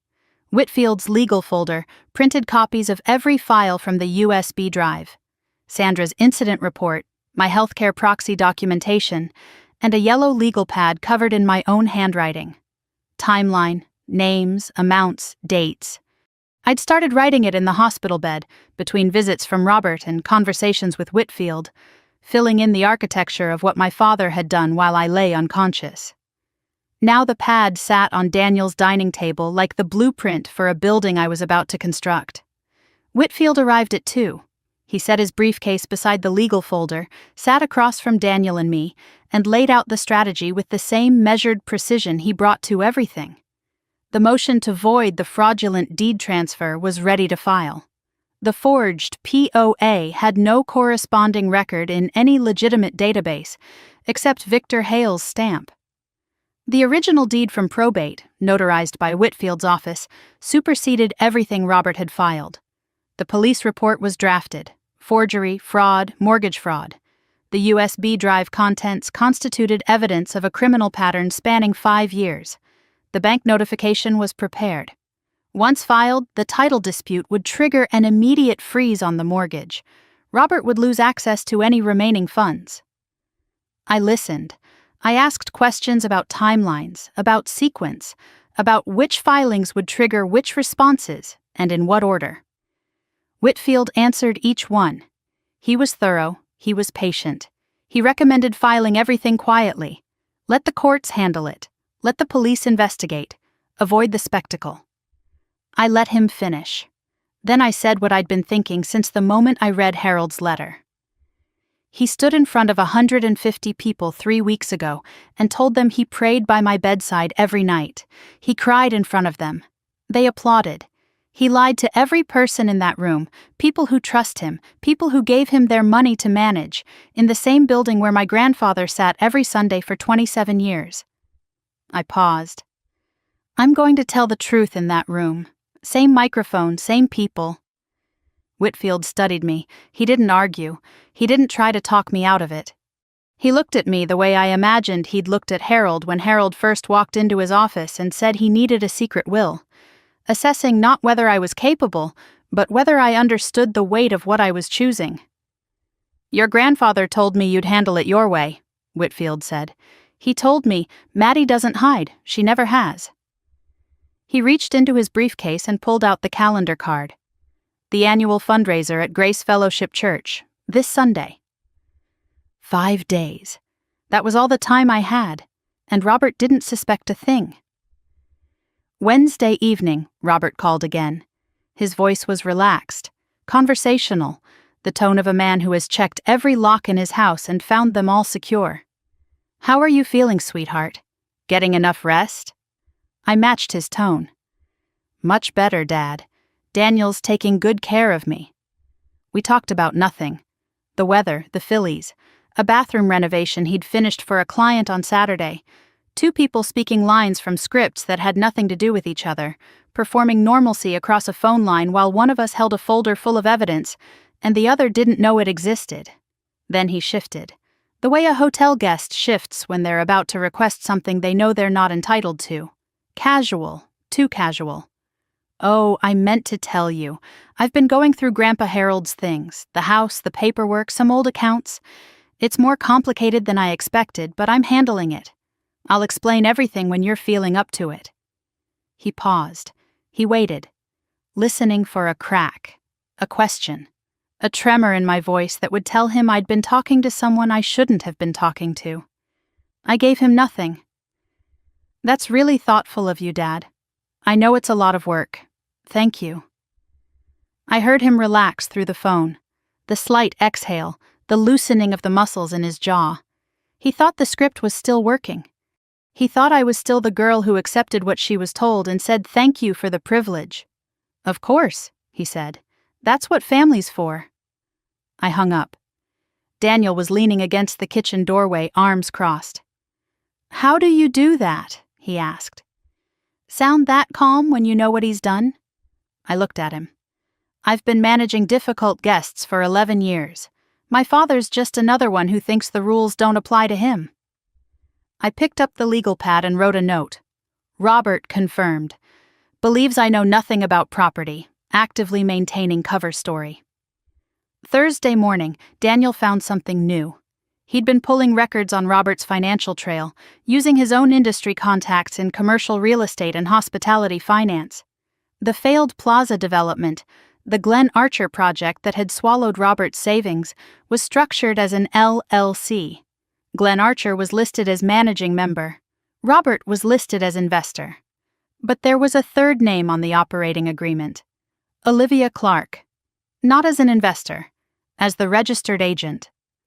Olivia had helped incorporate the LLC. Her real estate license number appeared on the formation documents. She'd used her brokerage credentials to legitimize the project for Robert's loan applications. She wasn't a bystander who'd been pulled into her father's orbit. She was a structural participant. She'd used her professional standing to prop up the investment that eventually collapsed and created the debt spiral that led to everything: the theft from Harold, the forged POA, the stolen house, the mortgage, and the night she stood in a hospital waiting room and said, "Let her die," because my death would have solved a financial problem she'd helped create. Daniel showed me the documents at the kitchen table. I read them twice. I didn't speak for a full minute. Then I said, "She wasn't just following Dad. She had her own reasons to want me gone." Daniel nodded. "If you hadn't survived, and the estate went through standard probate without a named beneficiary, the property could have been contested. With Olivia's real estate license, she could have managed the sale, taken a commission, and pocketed her share on top of the cut from Robert. Your death was worth money to both of them." I picked up the legal pad. I wrote one line. Olivia, not a bystander. A partner. Then I turned the page and started planning Sunday. Let me tell you about my father's church, because you need to understand what he was about to lose. Grace Fellowship Church sits on a tree-lined road in a suburb west of Philadelphia. White steeple, red brick. A parking lot that fills up by 9:45 every Sunday. About 150 people attend weekly. Families, retirees, small business owners, teachers, the kind of congregation where everyone knows your name, your children's names, and what you brought to the last potluck. Robert Clark had been the head of the church's finance committee for 12 years. He managed the community outreach fund. He organized the annual fundraiser. He balanced the books every quarter and presented the reports at board meetings with the confidence of a man who believed his own competence was indistinguishable from his character. Pastor Michael mentioned him in sermons. A man of integrity and generosity. Those were the words. I'd heard them so many times they'd lost their meaning. The way a word repeated over and over becomes just a sound. Robert shook every hand after the service. He asked about people's children by name. He remembered birthdays, anniversaries, surgeries. When someone's furnace broke in January, Robert fixed it for free and wouldn't take $1. When the church needed a new roof, Robert led the fundraising campaign and wrote the first check. 150 people believed in this man. People. They believed in him the way you believe in a foundation, without thinking about it, without questioning whether it's solid, because it's always been there and it's never cracked. Every year, the first Sunday in October, Grace Fellowship held its biggest event, the annual fundraiser for the community outreach program. Potluck lunch, silent auction, a speaking program where church leaders shared testimonies and blessings. Robert always spoke. He always talked about family, about sacrifice, about what it meant to give without expecting anything in return. 150 people would be in that fellowship hall. Folding tables, paper plates, a standing microphone near the front plugged into a small speaker that hummed with the quiet patience of a stage waiting for its actor. Sunday was 4 days away. Whitfield had the filings ready. Daniel had the evidence backed up to 2 separate cloud accounts. Sandra had offered to testify. The folder on the dining table was 3 inches thick. I added the LLC documents to it Thursday evening, slid them behind the emails from the USB drive, and closed the folder. Robert Clark had 4 days of peace left. He was spending them rehearsing a speech about gratitude. I woke up at 5 on Sunday morning. I hadn't set an alarm. I'd been awake since 4, lying in Daniel's bed, staring at the ceiling in the dark. Not from nerves. I'd expected nerves. I'd expected the racing pulse, the tight stomach, the restless energy that comes before something irreversible. But what I felt instead was calm. A deep, settled calm, the kind that arrives not when you've made peace with a decision, but when the decision was made long ago, and all that's left is the walking through. I lay there for an hour listening to Daniel breathe beside me. Steady, even. The breathing of a man who slept well because he'd done what needed doing and the rest was tomorrow's work. I thought about Harold, about the porch swing, about the scrambled eggs and the vegetable garden, and the way he'd say, "Tell me about your week, sweetheart," like there was nothing in the world more important than my answer. I thought about the letter, about the USB drive, about a man who spent the last 2 years of his life building a case against his own son-in-law, because he loved his granddaughter more than he loved keeping the peace. At 6, I got up, I showered. I stood in front of the bathroom mirror and looked at myself. The bruise along my jawline was almost gone. The one under my left eye had faded to a faint green that you'd only notice if you were looking for it. My collarbone was still tender when I lifted my arm too high. I looked like someone who'd survived something. Because I had. I'd survived a heart defect at 2. I'd survived a childhood built on guilt and debt. I'd survived a sister who said, "Let her die," and a father who nodded. I was still here. And in a few hours, 150 people were going to find out why. I put on a white button-down blouse and dark slacks. Simple, clean. No jewelry except the small silver earrings Harold had given me on my 21st birthday. He'd wrapped them in tissue paper and handed them to me on the porch swing. "These were your grandmother Margaret's," he'd said. "She'd want you to have them." I'd worn them to every important moment since. Job interviews, the day I got promoted to general manager, the night Daniel proposed. They were small enough that most people didn't notice them. But I knew they were there, and today Harold would be there too. I pulled my hair back. I didn't bother with makeup. I didn't need the room to see a polished version of me. I needed them to see my face clearly. The bruises, the fatigue, the evidence of what I'd been through. That was enough. I picked up the manila folder from the dining table. Inside, arranged in order, copies of Harold's will with the notary seal, the original deed in my name, the county line records showing Robert's mortgage, Sandra's incident report with timestamps and exact words, printed emails from the USB drive including the one about the pension redirect, and the LLC formation document with Olivia's name and license number. I slid the folder into my bag. It weighed almost nothing. It would dismantle everything. Daniel drove. We didn't talk. The radio was off. The city passed in silence, row houses giving way to strip malls giving way to two-lane roads and trees, oaks and maples just beginning to turn, edges of red, veins of gold, the slow, quiet performance of a season letting go. I watched the trees and thought about how change looks beautiful from a distance and violent up close. Every red leaf was a cell dying. Every golden edge was a branch saying goodbye. From a car window, it looked like art. From inside the leaf, it was the end of the world.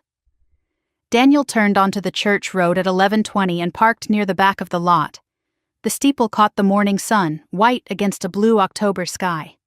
The parking lot was already filling up. Minivans and sedans and a few pickup trucks. The vehicles of families who came every Sunday and stayed for the potluck because the fellowship hall had better coffee than most diners in the county. "Are you sure?" Daniel asked. He was looking at me the way he'd looked at me on the night he proposed. The same steadiness, the same willingness to follow wherever my answer led. "I've never been more sure of anything." He reached across the console and squeezed my hand. "I'll be right there with you, whatever happens." I nodded. I opened the car door. Whitfield was already there. I spotted him near the entrance, charcoal suit, leather briefcase, standing beside the handicap ramp with the patience of a man who billed by the hour and had nowhere else to be. He looked like what he was, a small-town attorney with 3 decades of probate experience who had been handed the most important case of his career by an 81-year-old man in a rocking chair. He saw me. He gave a single nod. I nodded back. I walked through the front doors. The service was already underway. Hymns, warm air, the smell of old carpet and fresh coffee, and the particular mustiness of a building that has held the same people's prayers for 50 years. Sunlight came through the stained glass in long-colored bars that fell across the pews like God's own highlighter, marking the passages he wanted people to pay attention to.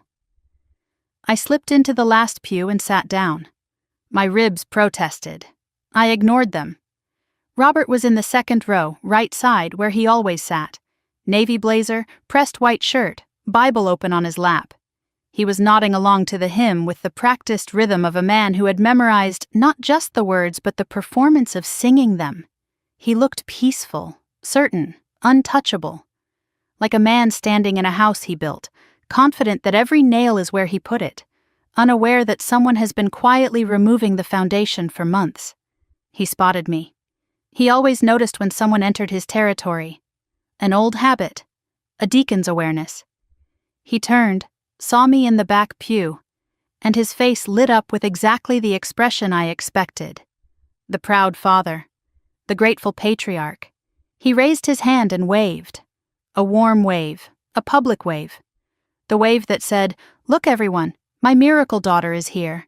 She came to church. I waved back, small, patient. The wave you give to someone who has no idea what's coming. Olivia was 2 seats from Robert, legs crossed, phone in her lap, a fixed smile that had been applied like makeup and had about as much warmth. She glanced at me. She didn't wave.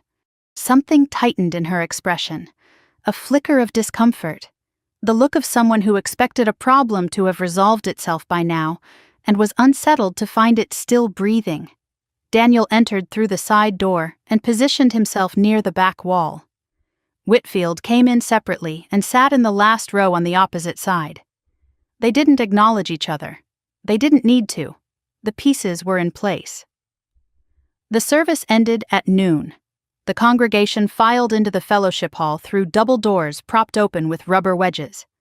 A wide, low-ceilinged room with fluorescent lights and folding tables arranged in rows.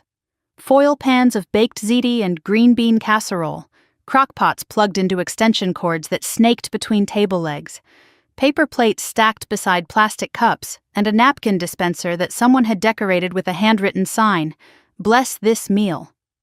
The standing microphone near the front was plugged into a small speaker that hummed. Robert walked to the microphone. He buttoned his blazer. He clasped his hands in front of him and waited for the room to settle. Chairs scraped against linoleum. Children darted between tables.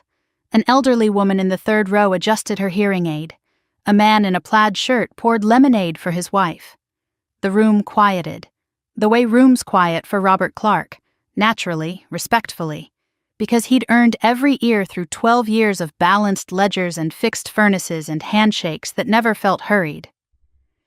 "Good afternoon, everyone. Before we eat, I want to start with something personal today." The room gave him its full attention. I watched from the back wall beside the coffee table.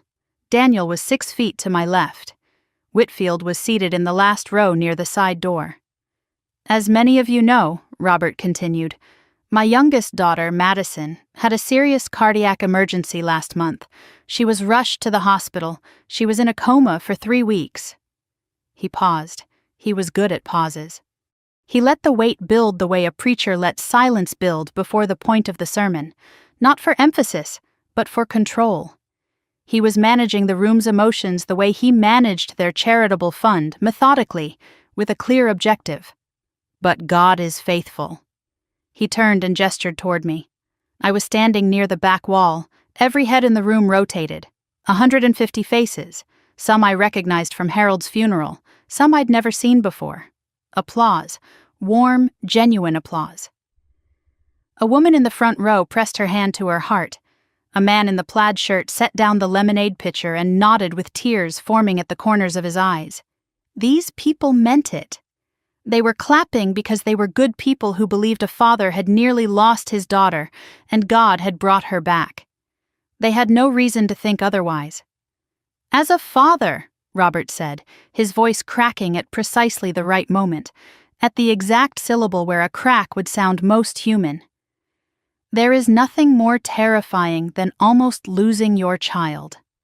I sat by her bedside every night. I prayed. I begged God to bring her back to us." He pressed his hand to his chest. And he did. I felt the words land in my body, not like a wound, like a key turning in a lock I didn't know I'd been carrying. Every night. He'd said that to 150 people. I sat by her bedside every night. The man who signed nothing, who walked out at 9:52, who called 3 weeks later to collect a dead woman's belongings.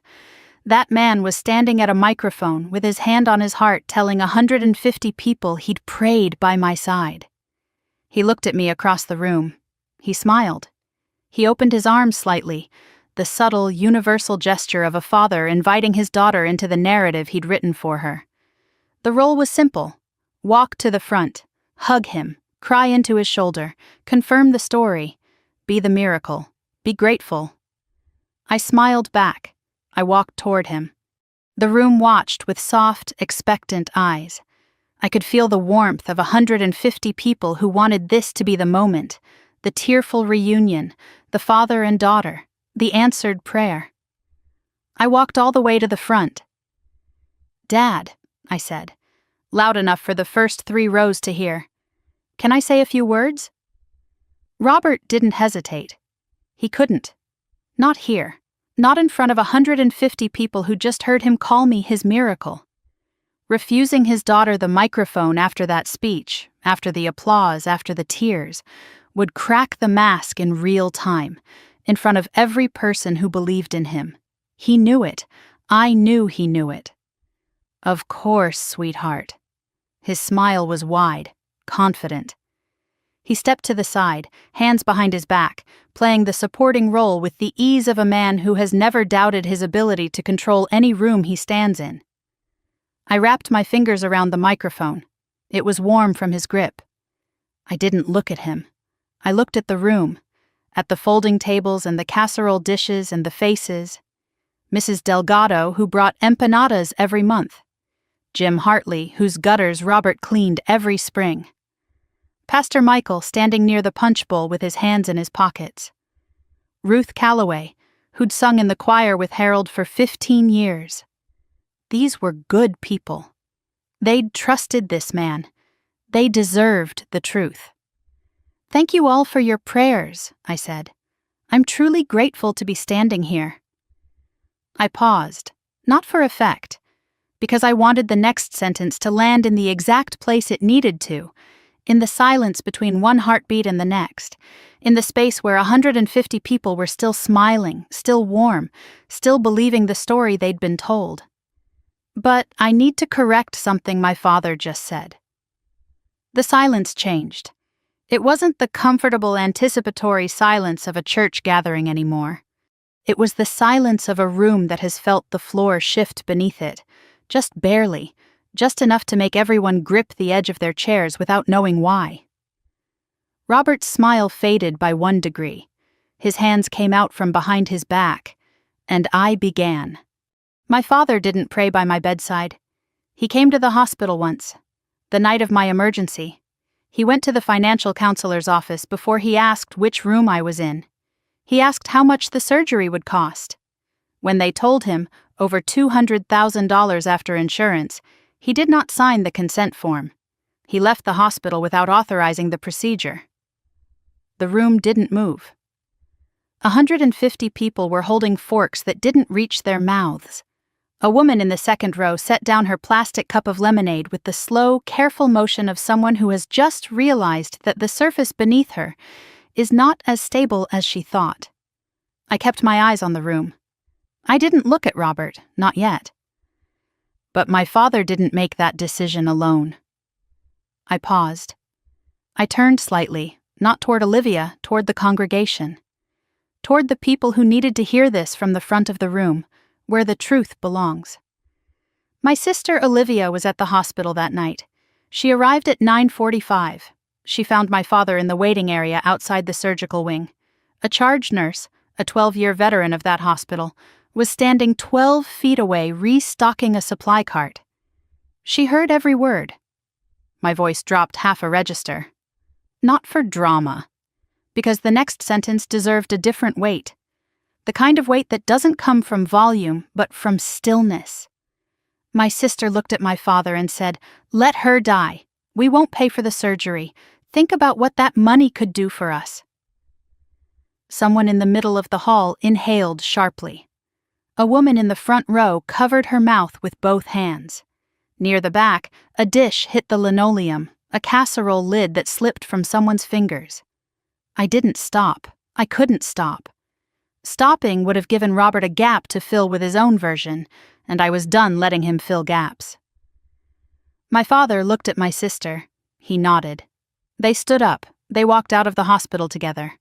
Nobody signed the surgical consent form. Nobody came back. Nobody called. Nobody checked. Robert stepped forward. His hand reached toward me, the instinctive gesture of a man who has spent 12 years managing rooms and believes he can still manage this one. "Madison, stop. You're confused. The medication, the trauma, you don't know what you're—" I didn't turn to face him. I spoke to the room.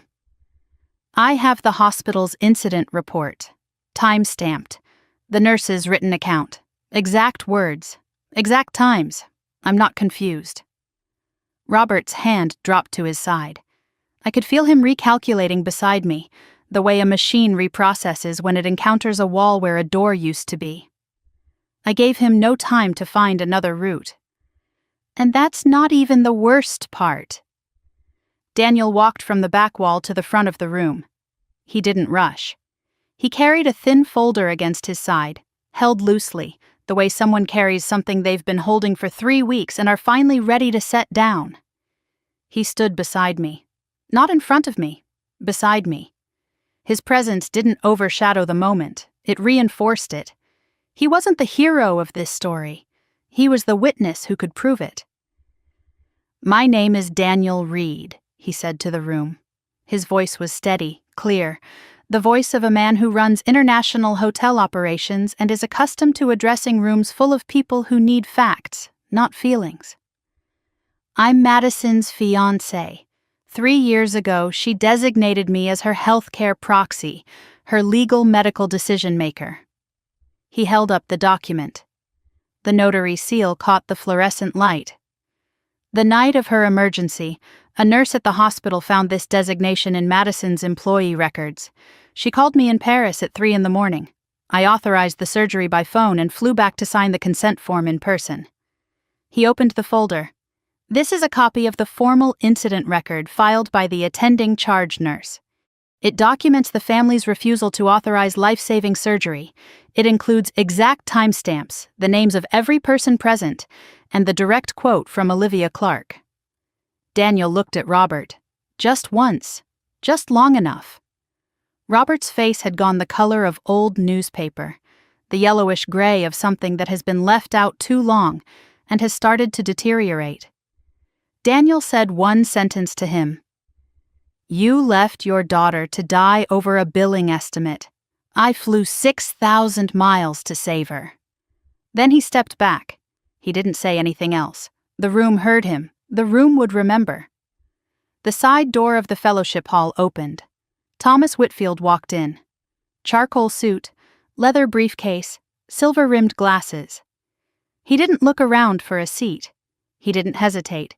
He walked directly to the front, set his briefcase on the nearest folding table, and stood beside me with the quiet authority of a man who has stood in rooms like this before and understands that the law doesn't need to raise its voice. I watched Robert's face.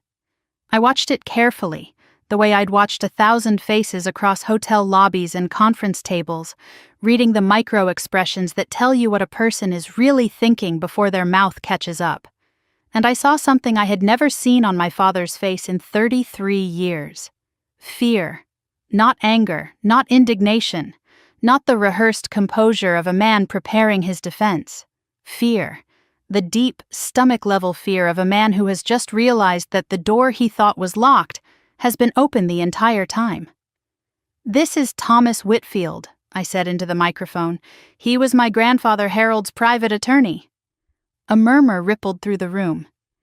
Harold Bennett's name still carried weight here. He'd sat in the 4th row of this church for 27 years. He'd brought homemade apple butter to every potluck until his arthritis stopped him. He'd sung in the choir with Ruth Calloway. These people knew him. These people respected him. And they were about to find out why he'd hired a lawyer in secret. My grandfather left me his house and a trust fund in a will that was notarized, probated, and confirmed by the county court 6 months ago. I let that settle. 3 seconds of silence. He didn't tell my father. He didn't tell my sister. He came to Mr. Whitfield privately, because he didn't trust his own son-in-law with it. While I was in a coma, I continued, while my father believed I was going to die, he discovered the will. He forged my signature on a power of attorney. He transferred the house into his name, and he took out a $350,000 mortgage against it. Gasps. A chair scraped backward hard enough to screech. Someone whispered, "Oh my God," and didn't bother keeping it to a whisper. Near the back, a man I didn't recognize stood up halfway out of his seat, then sat back down, as if the weight of what he'd just heard pushed him back into the chair. Whitfield opened his briefcase. He lifted the original will. He held it so the people in the front rows could see the notary seal, the signatures, the official stamp that made it real. "I have the original will right here, Mr. Clark." His voice was even, almost gentle. The gentleness of a man who knows that the documents in his hand are doing all the damage and his tone doesn't need to. "Your name does not appear anywhere in this document." He set it on the table. He lifted the deed. "This is the original deed transfer, recorded by the county, confirming Madison Marie Clark as sole owner." He set it beside the will. "And this," he lifted a third document, "is the lien search showing a mortgage of $350,000 recorded against this property in your name, Mr. Clark, using a forged power of attorney." Robert's voice came out louder now, strained, the voice of a man whose script has been torn up in front of him. "That house belongs to the family. Harold would have wanted it shared. He wouldn't have. Whitfield. Harold wanted his granddaughter to have it. That's why he put it in writing. That's why he hired me. That's why he came to my office instead of yours. I wasn't finished. I reached into my folder and pulled out the printed emails. My grandfather kept records. For 5 years, he documented unauthorized withdrawals from his bank accounts, forged checks, redirected pension payments, thousands of dollars taken without his knowledge or consent, all traced back to my father. I held up one printed page. This is an email between my father and his notary, Victor Hale, written 11 months before my grandfather died. It reads, "She visits him every Saturday. If she finds out about the accounts, we're done. We need to move the pension redirect before tax season." The room was silent. Not the silence of people waiting for more. The silence of people who have heard enough and are trying to process what it means. The fluorescent lights buzzed. Someone's phone vibrated against a table. Nobody reached for it. And my sister wasn't just a bystander. I pulled out the LLC formation document.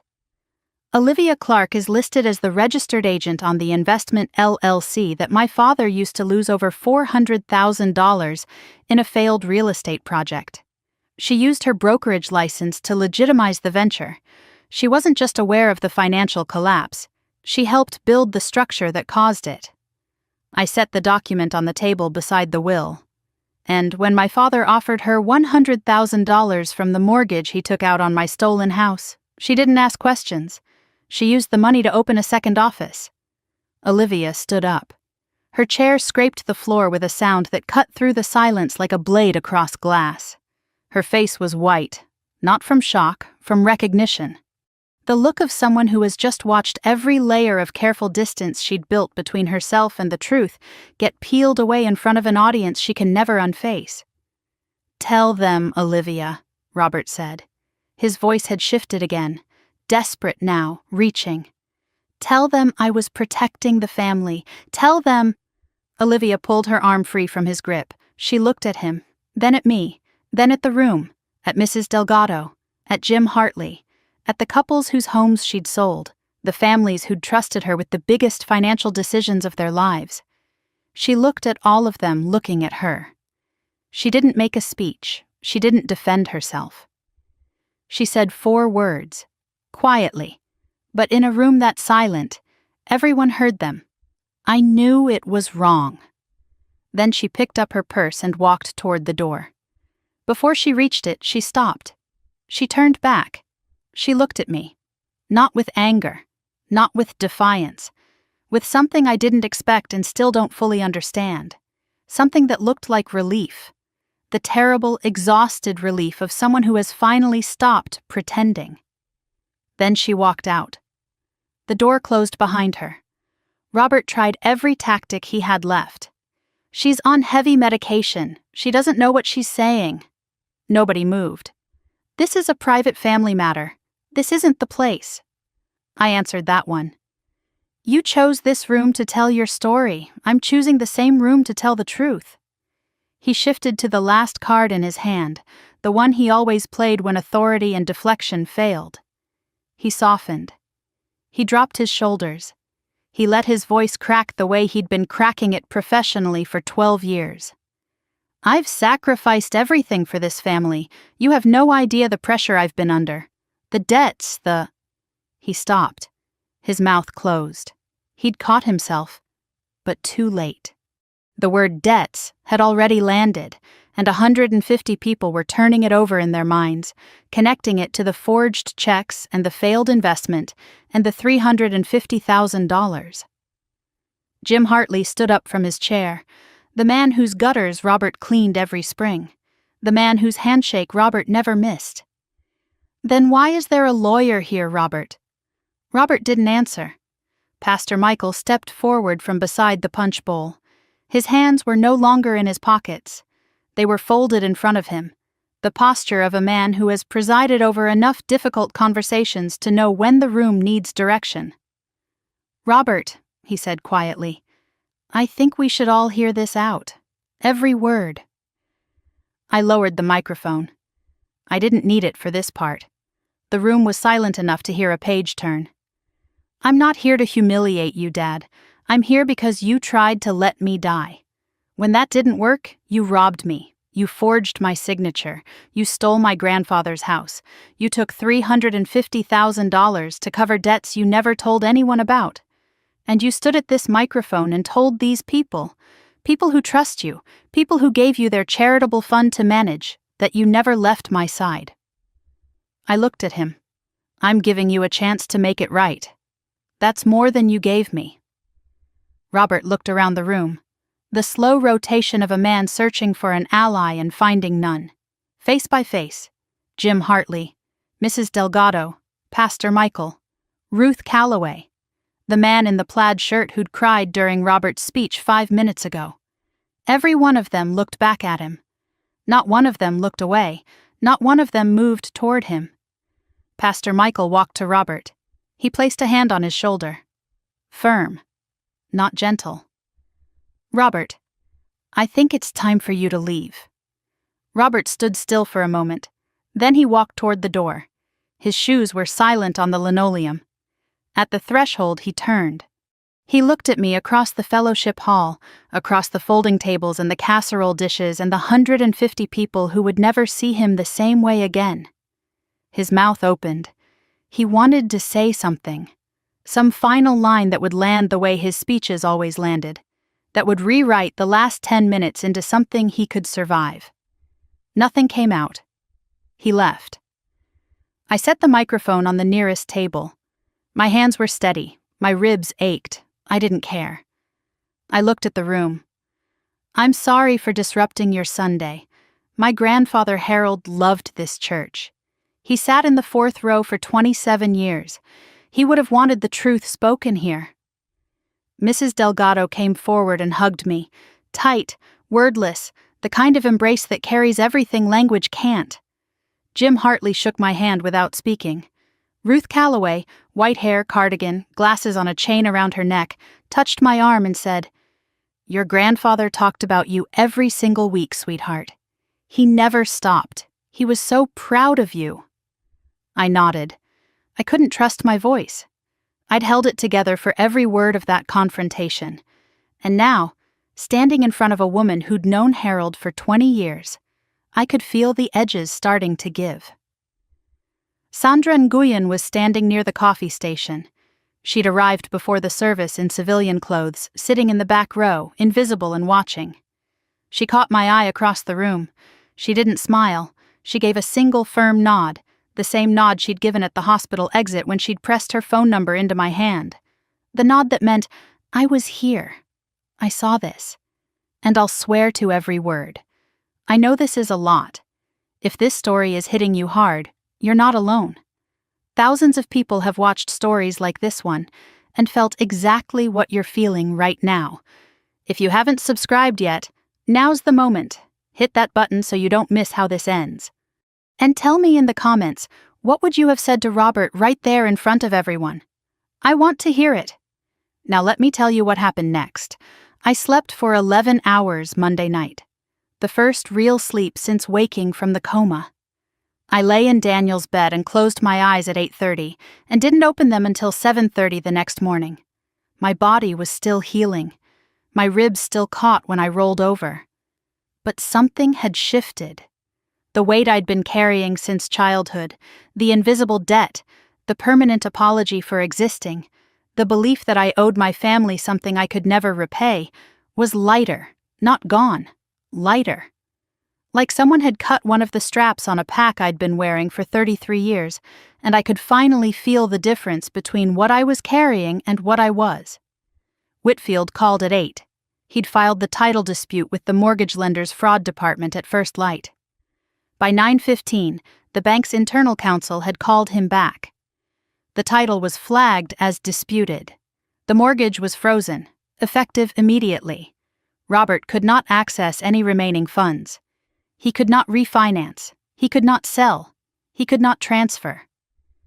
The $350,000 he'd already withdrawn was now unsecured debt, money he owed against a property he had no legal right to touch. Monday afternoon, Whitfield filed the motion to void the fraudulent deed transfer with the county court. The filing included the original probated will, the legitimate deed in my name, the forged power of attorney, and a forensic handwriting analysis Whitfield had commissioned during my hospital stay. The analysis was conclusive. The signature on the POA did not match my known handwriting.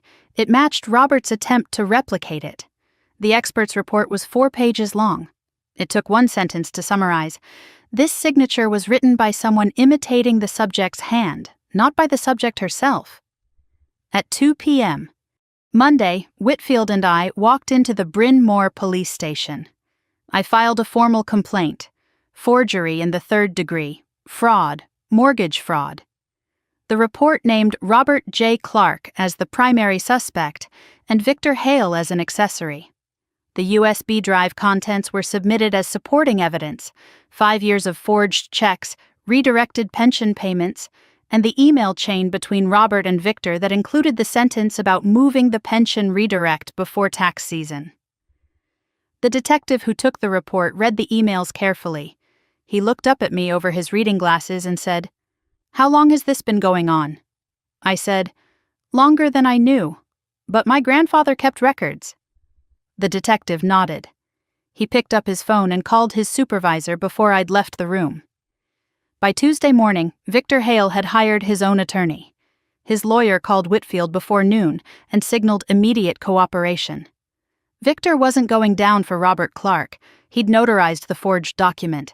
He'd stamped it without verification. He knew it was irregular, and he'd done it anyway because Robert had leverage over his tax filings.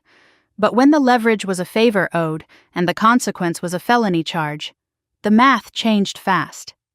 Victor provided a sworn statement confirming that Robert brought the POA to his office, that the signature appeared irregular, that Robert pressured him to notarize it without standard verification. Victor also confirmed that Robert had used his office for previous document services, including notarization of the forged checks used to drain Harold's accounts over 5 years. Victor had kept copies of everything. He turned it all over. By Tuesday evening, Robert Clark was served with a summons at his front door. A process server knocked at 3:15 p.m. Robert's neighbor, a retired schoolteacher named Diane, was pulling weeds in the front yard next door and watched the entire exchange. She told a friend at church. The friend told 3 more. By Wednesday, the story had traveled through the congregation faster than any sermon Robert had ever delivered. The church board held an emergency meeting Tuesday night. Robert was asked to resign from the finance committee. The vote was unanimous. Pastor Michael called Robert personally to deliver the decision. Robert didn't answer the first call. When he picked up the second, he said 3 words: "I understand, Pastor." Then he hung up. 12 years of Sunday speeches, quarterly reports, fundraising campaigns, furnace repairs, and handshakes that felt like contracts, gone in a single phone call on a Tuesday evening. Robert's plumbing and contracting business depended almost entirely on church referrals and community word of mouth. By Wednesday, 3 clients had canceled scheduled work. By Thursday, 7 more. Jim Hartley texted him a single sentence: "Don't come to my house again, Robert." Mrs. Delgado called to cancel a bathroom renovation she'd been planning for months. She didn't explain why. She didn't need to. The silence on Robert's end of the line was the sound of a man who understood that some cancellations don't come with a rebooking option. By Friday, Robert Clark was a man whose phone had stopped ringing. No clients, no church calls, no invitations. No one stopping by to talk about the game or borrow a pipe wrench or drop off leftovers from Sunday dinner. The community he'd spent 15 years constructing hadn't collapsed. It had simply turned away. Quietly, completely, with the particular finality of a congregation that has discovered the man who balanced their books can't be trusted with a pen. Robert called me Thursday night, 10:47 p.m. I was sitting on Daniel's couch with a heating pad across my ribs and a cup of chamomile tea going cold on the coffee table.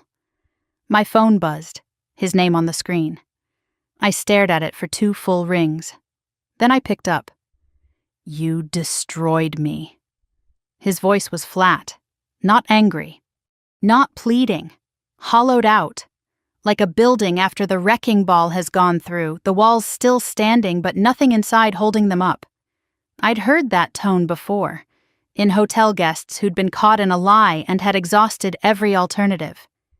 The difference was I used to feel responsible for making it better. I used to fill the silence with reassurance, with softness, with the automatic impulse to smooth things over that Robert had trained into me since I was 6 years old. I didn't feel that anymore. "No, Dad, you destroyed yourself. I just stopped covering for you." Silence. 5 seconds, 7, 10. "You could have handled this privately," he said. "You could have come to me." "I was in a coma, Dad. You could have signed a piece of paper. You could have stayed. You could have done the bare minimum a father is supposed to do. You didn't." "I was scared," he said. "Of the money, of the debt, of everything." "Of me," I finished. "You were scared of what I'd cost you. You've been scared of that since I was 2 years old." He didn't deny it. I waited. I gave him the space I used to fill with apologies and accommodation. I let the silence sit between us, like a third person in the room, taking up the space that my guilt used to occupy. "I didn't mean for it to go this far," he said finally. "It went exactly as far as you took it, Dad." He hung up. I set the phone face down on the table. Daniel looked at me from the kitchen doorway. I shook my head once. There was nothing to discuss. The conversation was over, not just that phone call, all of it. Whitfield called me Friday morning, 9 a.m. His voice had the careful precision I'd learned to associate with news he'd rehearsed before delivering. "There's one more thing, Miss Clark. I found it during a routine review of your financial records, the ones we pulled for the fraud filing." I sat down at the dining table, legal pad ready, pen in hand. "What is it?" 6 months before my cardiac emergency, Robert had changed the beneficiary on my life insurance policy. The original beneficiary was Daniel Reed. I'd listed him when we got engaged, through the same process where I'd signed the healthcare proxy, standard legal housekeeping. The new beneficiary on file was Robert J. Clark. My signature was on the change form. I had never signed it. Whitfield laid it out without editorializing. If I had died in that hospital, if Daniel hadn't been called, if the surgery hadn't been authorized, if Robert's refusal had succeeded, and the machines had stopped and the chaplain had called with a time of death, Robert would have collected on my life insurance policy. Combined with the house and the mortgage, my death would have been worth over $500,000 to the man who'd raised me. "He didn't just refuse to save you," Whitfield said. "He had a financial incentive for you not to survive." I sat at the table and stared at the legal pad. I didn't cry. I didn't gasp. I was past the point where new revelations could wound me in the ways they were supposed to. Each one since I'd woken up had peeled back another layer of the same truth, the truth I'd been circling my entire life without ever landing on it directly. My father saw me as a liability. Every decision he'd made, from the moment the surgeon's bill arrived when I was 2 years old, was designed to minimize his exposure to the cost of my existence. The life insurance wasn't a new betrayal. It was the most honest expression of the one he'd been committing for 33 years. "Add it to the police report," I said, "and send a copy to the fraud department at the insurance company." "Already done," Whitfield said. I set the pen down. I thought about Harold's letter. "Don't let anyone take what belongs to you, not your sister, not your mother's silence, and especially not your father." Harold had warned me. He'd warned me about everything. He'd spent 2 years building a wall of documents and legal protections around me because he knew, with the certainty of a man who'd watched for decades, what Robert was capable of. But even Harold, with all his meticulous planning, might not have imagined this. That his son-in-law would restructure his granddaughter's death into a revenue stream 6 months before it almost happened. Olivia called Saturday afternoon. I was sitting on Daniel's couch pretending to read a book I hadn't absorbed a single page of. My phone buzzed. Her name. I stared at it for 3 full rings. I picked up. She'd been crying. Not the controlled, strategic crying I'd witnessed at family dinners when Olivia wanted our father's attention or our mother's sympathy. This was different. Messy, unstructured, the sound of composure cracking all the way through to the foundation. "I need to say something," she said. "Then say it." I said it. I said, "Let her die." I was in that waiting room. I looked at Dad and I said those words. I didn't whisper them. I didn't hesitate. I said them like I was placing an order. She took a breath. The ragged, thin breath of someone who has just heard herself say the unsayable out loud. I knew about the house. Dad called me the morning after. He told me what he was doing, the POA, the transfer, the mortgage. He offered me $100,000 to expand the brokerage. I took it. I didn't ask questions. I didn't want to hear the answers because I already knew them. "And the LLC?" I said. "Not a question." Olivia paused. "You found that." "Daniel found it. Your name is on the formation documents. You weren't just aware of Dad's investment. You helped structure it. Your real estate license is on the filing." Silence. The kind of silence that tells you the person on the other end is recalculating everything they thought they could keep hidden. I was scared of him, Madison. I've been scared of him my whole life. He controls everything. The money, the image, the family, all of it. I thought if I went along, if I stayed on his side, I'd be safe. I thought being useful to him was the only way to survive, I finished. I know what that feels like, Olivia. The difference is I never threw anyone else under the bus to do it. The line was quiet for a long time. I could hear her breathing. Ragged, thin. I waited. I gave her the space I'd learned to give, not the old space filled with my own apologies and accommodation, but a real space, an empty one, where her words could sit and be exactly what they were.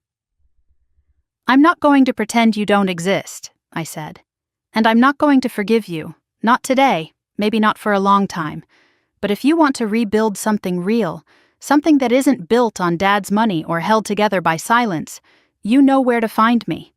It starts with the truth, Olivia, all of it, not just the parts you're comfortable saying out loud." She didn't respond for a while. Then, quietly, "Grandpa Harold sent me a letter, too." I sat up. I hadn't known this. He wrote, "I love you, Olivia, but you chose comfort over courage every time it mattered. It's not too late to choose differently, but don't wait until there's nothing left to choose." I closed my eyes. Harold. Even with Olivia. He'd seen her too. He'd loved her enough to name what she was doing and give her a chance to stop. Not with anger. With the firm, clear-eyed honesty of a man who understood that love without truth is just another form of silence. "Did you?" I asked. "Choose differently?" She didn't answer. The line stayed open for 10 seconds. Then she hung up. The question hung in the empty air of Daniel's living room, unanswered, because choosing differently doesn't happen in a phone call. It happens in what comes next. And neither of us knew what that was yet. I set the phone down. I looked at the dining table, at the folder that had grown thinner as documents were filed and submitted and entered into the record. One page remained on top of the stack. Harold's letter, unfolded, the creases worn soft from rereading. "You are braver than me, sweetheart." I wasn't sure that was true. But sitting there in the late afternoon light of Daniel's apartment, with the weight of the week settling around me like dust after an explosion, I was starting to believe it might be. Tomorrow the court would rule on the deed. Tomorrow the house would come home, and so would I. Whitfield called at 10:12 on a Wednesday morning. I was sitting at Daniel's kitchen table with a cup of coffee that had gone lukewarm in my hands. The legal pad was still there, the one I'd been writing on since the hospital bed. Pages of notes, names, dates, dollar amounts, most of them crossed out now, filed, submitted, entered into record. The pad was almost empty, one clean page left. My phone rang. I picked up on the first ring. The court voided the deed transfer this morning. His voice was the same measured tone he'd used since the first call from my hospital bed. Calm. Professional. But there was something underneath it now. something that sounded like the quiet satisfaction of a man who has spent months building a bridge and has just watched the first car drive across it. The ruling was straightforward.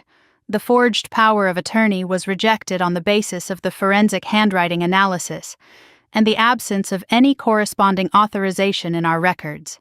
The original probated deed stands. The property is back in your name, Miss Clark, effective immediately. I closed my eyes. I didn't speak for a moment. I listened to the apartment, the refrigerator humming. Traffic 14 floors below, muffled and distant, the sound of a city that doesn't stop for anyone's verdict. Daniel's footsteps pausing in the hallway because he'd heard the phone ring and was standing there, waiting, the way he'd been waiting for weeks, patient and still and ready for whatever came next. "Thank you, Mr. Whitfield." He was quiet for a beat. Then, "Don't thank me. Thank your grandfather. He built this case 2 years before you ever needed it. Every document, every backup, every contingency. He constructed it like a man who knew exactly what was coming and wanted to make sure you had everything you needed to stand up when the time arrived." Another pause, longer this time. "He would have loved watching you in that fellowship hall, Miss Clark. I've represented a lot of families over 30 years. Estates, disputes, situations that bring out the worst in everyone involved. Your grandfather was the most deliberate client I've ever had, and you were worth every hour he spent in my office."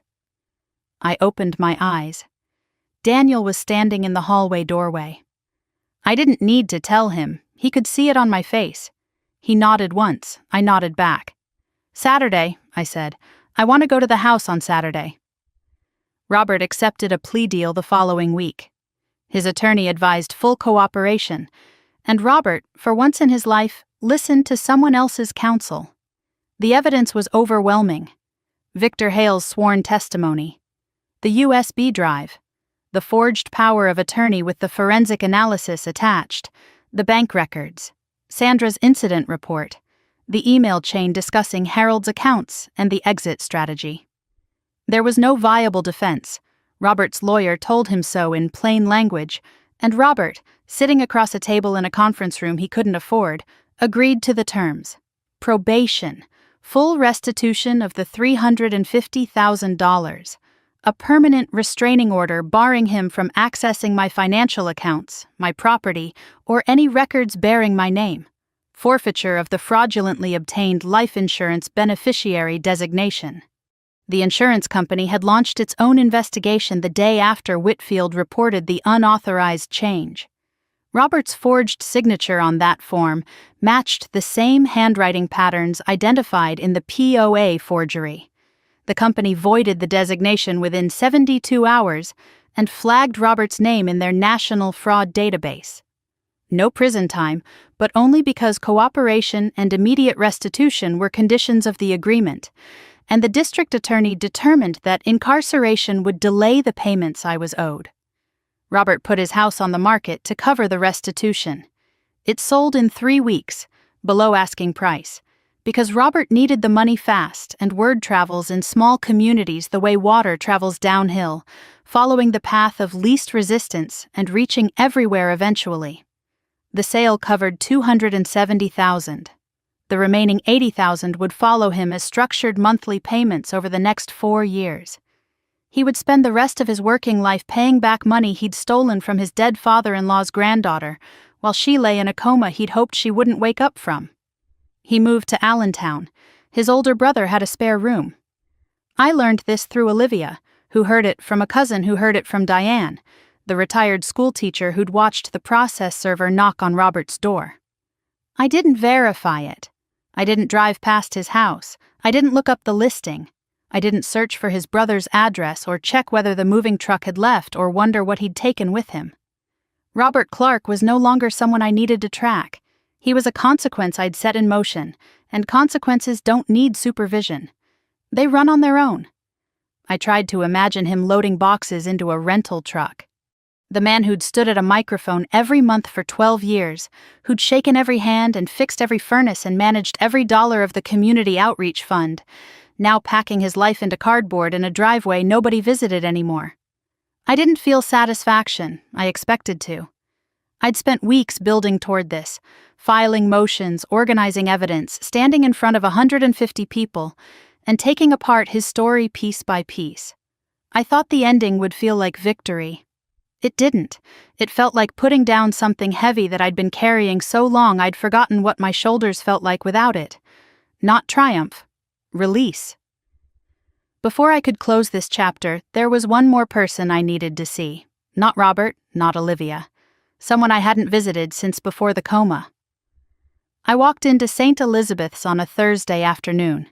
The smell hit me first, antiseptic and recycled air, and the faint, permanent undertone of coffee that's been sitting on a burner too long.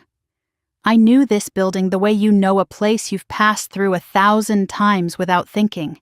Every corridor, every supply closet. The flickering light on the third floor that facilities had been meaning to fix for 2 years and still hadn't gotten to. I'd managed a hotel 3 blocks from here. I'd walked past this hospital every morning. I'd never imagined I'd become one of its patients, or that a nurse I'd never met would become the reason I survived. Sandra was at the nursing station, end of her shift, hair pulled back, scrubs that had seen 12 hours of work, a coffee cup beside a stack of patient charts. She looked up and saw me. She didn't smile. Sandra wasn't the smiling type. She stood up. I didn't bring flowers. I didn't bring a card. I brought one sentence. You saved my life, Sandra. Not just the surgery, the report, the phone call, everything you did that night. I need you to know that. Sandra looked at me for a long moment. The same steady gaze she'd had in my hospital room when she'd recounted the timestamps. The same gaze she'd given me from across the fellowship hall when everything was falling apart around my father. I did my job, she said. You did more than your job. You did what my family wouldn't. She nodded once. Then she said something I wasn't expecting, something that made me grip the edge of the nursing station counter because my legs went unsteady in a way that had nothing to do with my heart. Your grandfather came to this hospital once, about a year before he died. He asked to speak with the charge nurse on the cardiac floor. She pointed to the visitor's chair beside the station, a blue vinyl chair with chrome legs, identical to every other chair in the building. He sat right there. He was polite, quiet. He introduced himself and said his granddaughter worked at the hotel down the street, that she had a heart condition, and that if anything ever happened to her, her family wouldn't help. Sandra paused. He said, "But someone here will." He asked me to keep an eye on you. He asked me to make sure you were in the system, that your proxy was on file, that everything was in order. I told him it was. He thanked me. He shook my hand. And he left. I stared at her. Harold. Even here. Even in this. A year before he died, when his hands were shaking and his doctor was telling him to slow down and his filing cabinet was full of evidence he was still organizing, he'd driven to this hospital, sat in that chair, and asked a stranger to protect the one person in his family he believed deserved protecting. He hadn't told me. He hadn't mentioned it on the porch swing or over scrambled eggs or during any of the hundreds of Saturdays I'd spent sitting beside him. He'd just done it. Quietly, without credit, without applause, the way he'd done everything. He was right, Sandra said. Someone here did. I thanked her again. She told me to take care of myself. I walked out of the hospital into the October sunlight and stood on the sidewalk for a long time, watching traffic pass, feeling the cool air on my face, thinking about a man in a rocking chair who had spent the last years of his life building a network of protection around his granddaughter so intricate that it included a lawyer she'd never met, a USB drive she didn't know existed, and a nurse who'd been watching over her for a year before the worst night of her life. Saturday morning, early October. The air had that Pennsylvania crispness, the kind that arrives overnight and turns every breath visible. Daniel drove. I sat in the passenger seat watching the city thin out, row houses to strip malls to two-lane roads to trees, oaks and maples in full turn now, red and gold and burnt orange, the kind of color that looks like the world is putting on its best clothes before the long sleep of winter. We turned onto the road I'd driven every Saturday for 9 years, past the stone wall where I'd once seen a red fox sitting perfectly still at dawn, past the mailbox with the faded number Harold repainted every spring, The gravel driveway. The creak of the car coming to a stop. The house sat exactly where it had always been. 2 stories. Pine siding. Dark green shutters. A porch that wrapped around the front and one side. The swing was still there. The chain rusted a little more than the last time I'd seen it. But holding. The garden had gone wild. Harold's tomato stakes leaned at angles. The rosemary had spread past its border and over the walkway stones, and when I stepped on it, the smell rose around my ankles like a greeting from someone who'd been waiting. I stood on the porch for a long time. Daniel stayed by the car. He knew this moment wasn't his. It was mine and Harold's. A conversation between a granddaughter and a ghost, conducted in creaking wood and pine air, and the particular quality of silence that only exists in a house where someone lived fully and left completely. I turned the key. My key. In my door. The lock caught once, then gave. The door swung open and the smell came first. Pine floors and old coffee and something underneath that I couldn't name but recognized immediately. The scent of 38 years of living pressed into the walls and the furniture and the air itself. Harold's reading glasses sat on the shelf beside the radio. His rocking chair faced the window where the afternoon light came in at exactly the angle that turned the pine floors gold. A framed photograph on the mantel, the 2 of us on the porch swing, squinting into the sun. I didn't remember who took it. I remembered the day. A Saturday. I'd brought groceries. He'd made me eat first. I sat in the rocking chair. The leather was cracked and warm from the sunlight. The armrests were worn smooth from decades of his hands. The chair creaked once, twice, then settled into a rhythm I'd heard 1,000 times, the slow, steady back and forth that sounded like breathing. I didn't turn on the television. I didn't check my phone. I sat in the chair and looked at the room. At the walls I'd traced my fingers along as a child. At the kitchen where Harold made eggs every Saturday, whether I was hungry or not. At the window where the light came through and made everything look the way memory feels, warm and golden and slightly out of focus. For the first time in my life, I was sitting in a house that was mine. Not because I'd earned someone's approval. Not because I'd paid a debt that was never real. Because someone had loved me enough to anticipate the worst and build something the worst couldn't reach. I used to believe that being a good daughter meant absorbing whatever my family threw at me. Every insult, every guilt trip. Every time my father calculated my cost and found the number too high. I took it all in. I said thank you. I said I'm sorry. I said nothing when saying something might have saved me years of silence and self-erasure, because I thought that's what love required. Quiet acceptance, permanent gratitude, the steady, uncomplaining absorption of someone else's resentment as the price of being alive. I was wrong. Setting a boundary isn't revenge. It's survival. And sometimes survival looks like a quiet man in a charcoal suit, a stack of notarized papers, and the courage to stand in front of 150 people and say, "This is what actually happened." I don't hate my father. Hating him would mean he still controls how I feel, and he doesn't. Not anymore.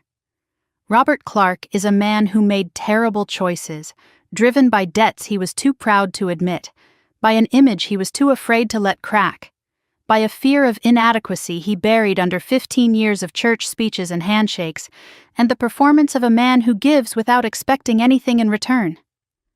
The performance was all he had, and when it was taken away, there was nothing underneath. That doesn't excuse what he did, but it explains why I don't need to carry his weight on my shoulders anymore. His choices belong to him now, and mine belong to me. My grandfather Harold never raised his voice. He never made a scene. He never stood at a microphone and told 100 people about his sacrifices.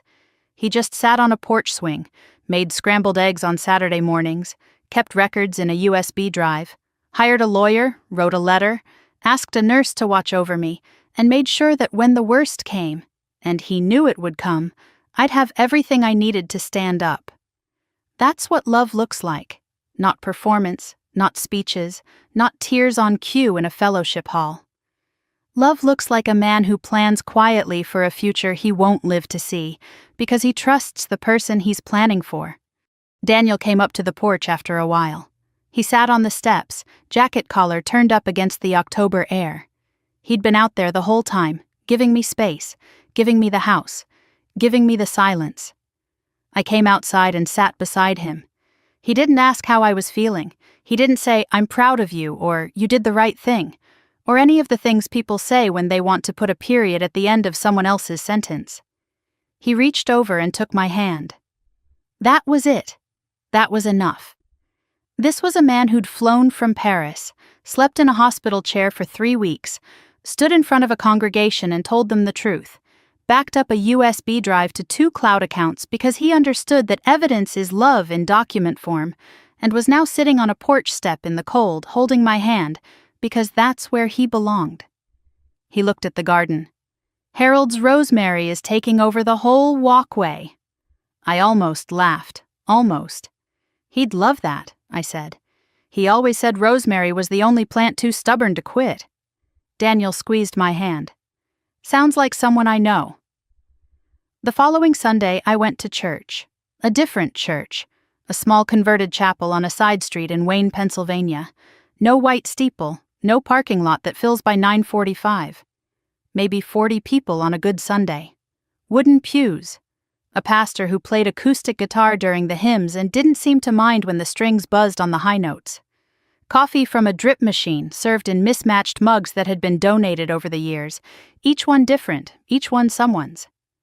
I sat in the front row, not because I needed to be seen, because I'd spent 33 years in the back of the church, back of the family, back of my own life.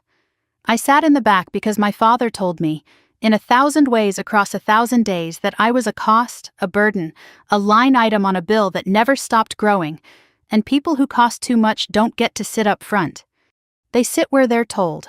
They say thank you. They don't take up space. I sit in the front row now, because Harold's rocking chair is in my living room, and Whitfield's number is in my phone, and Daniel's hand is in mine, and Sandra's nod is in my memory. And because the truth, once you finally say it out loud in a room full of people who needed to hear it, doesn't let you sit in the back anymore. Thank you for staying with me until the very end.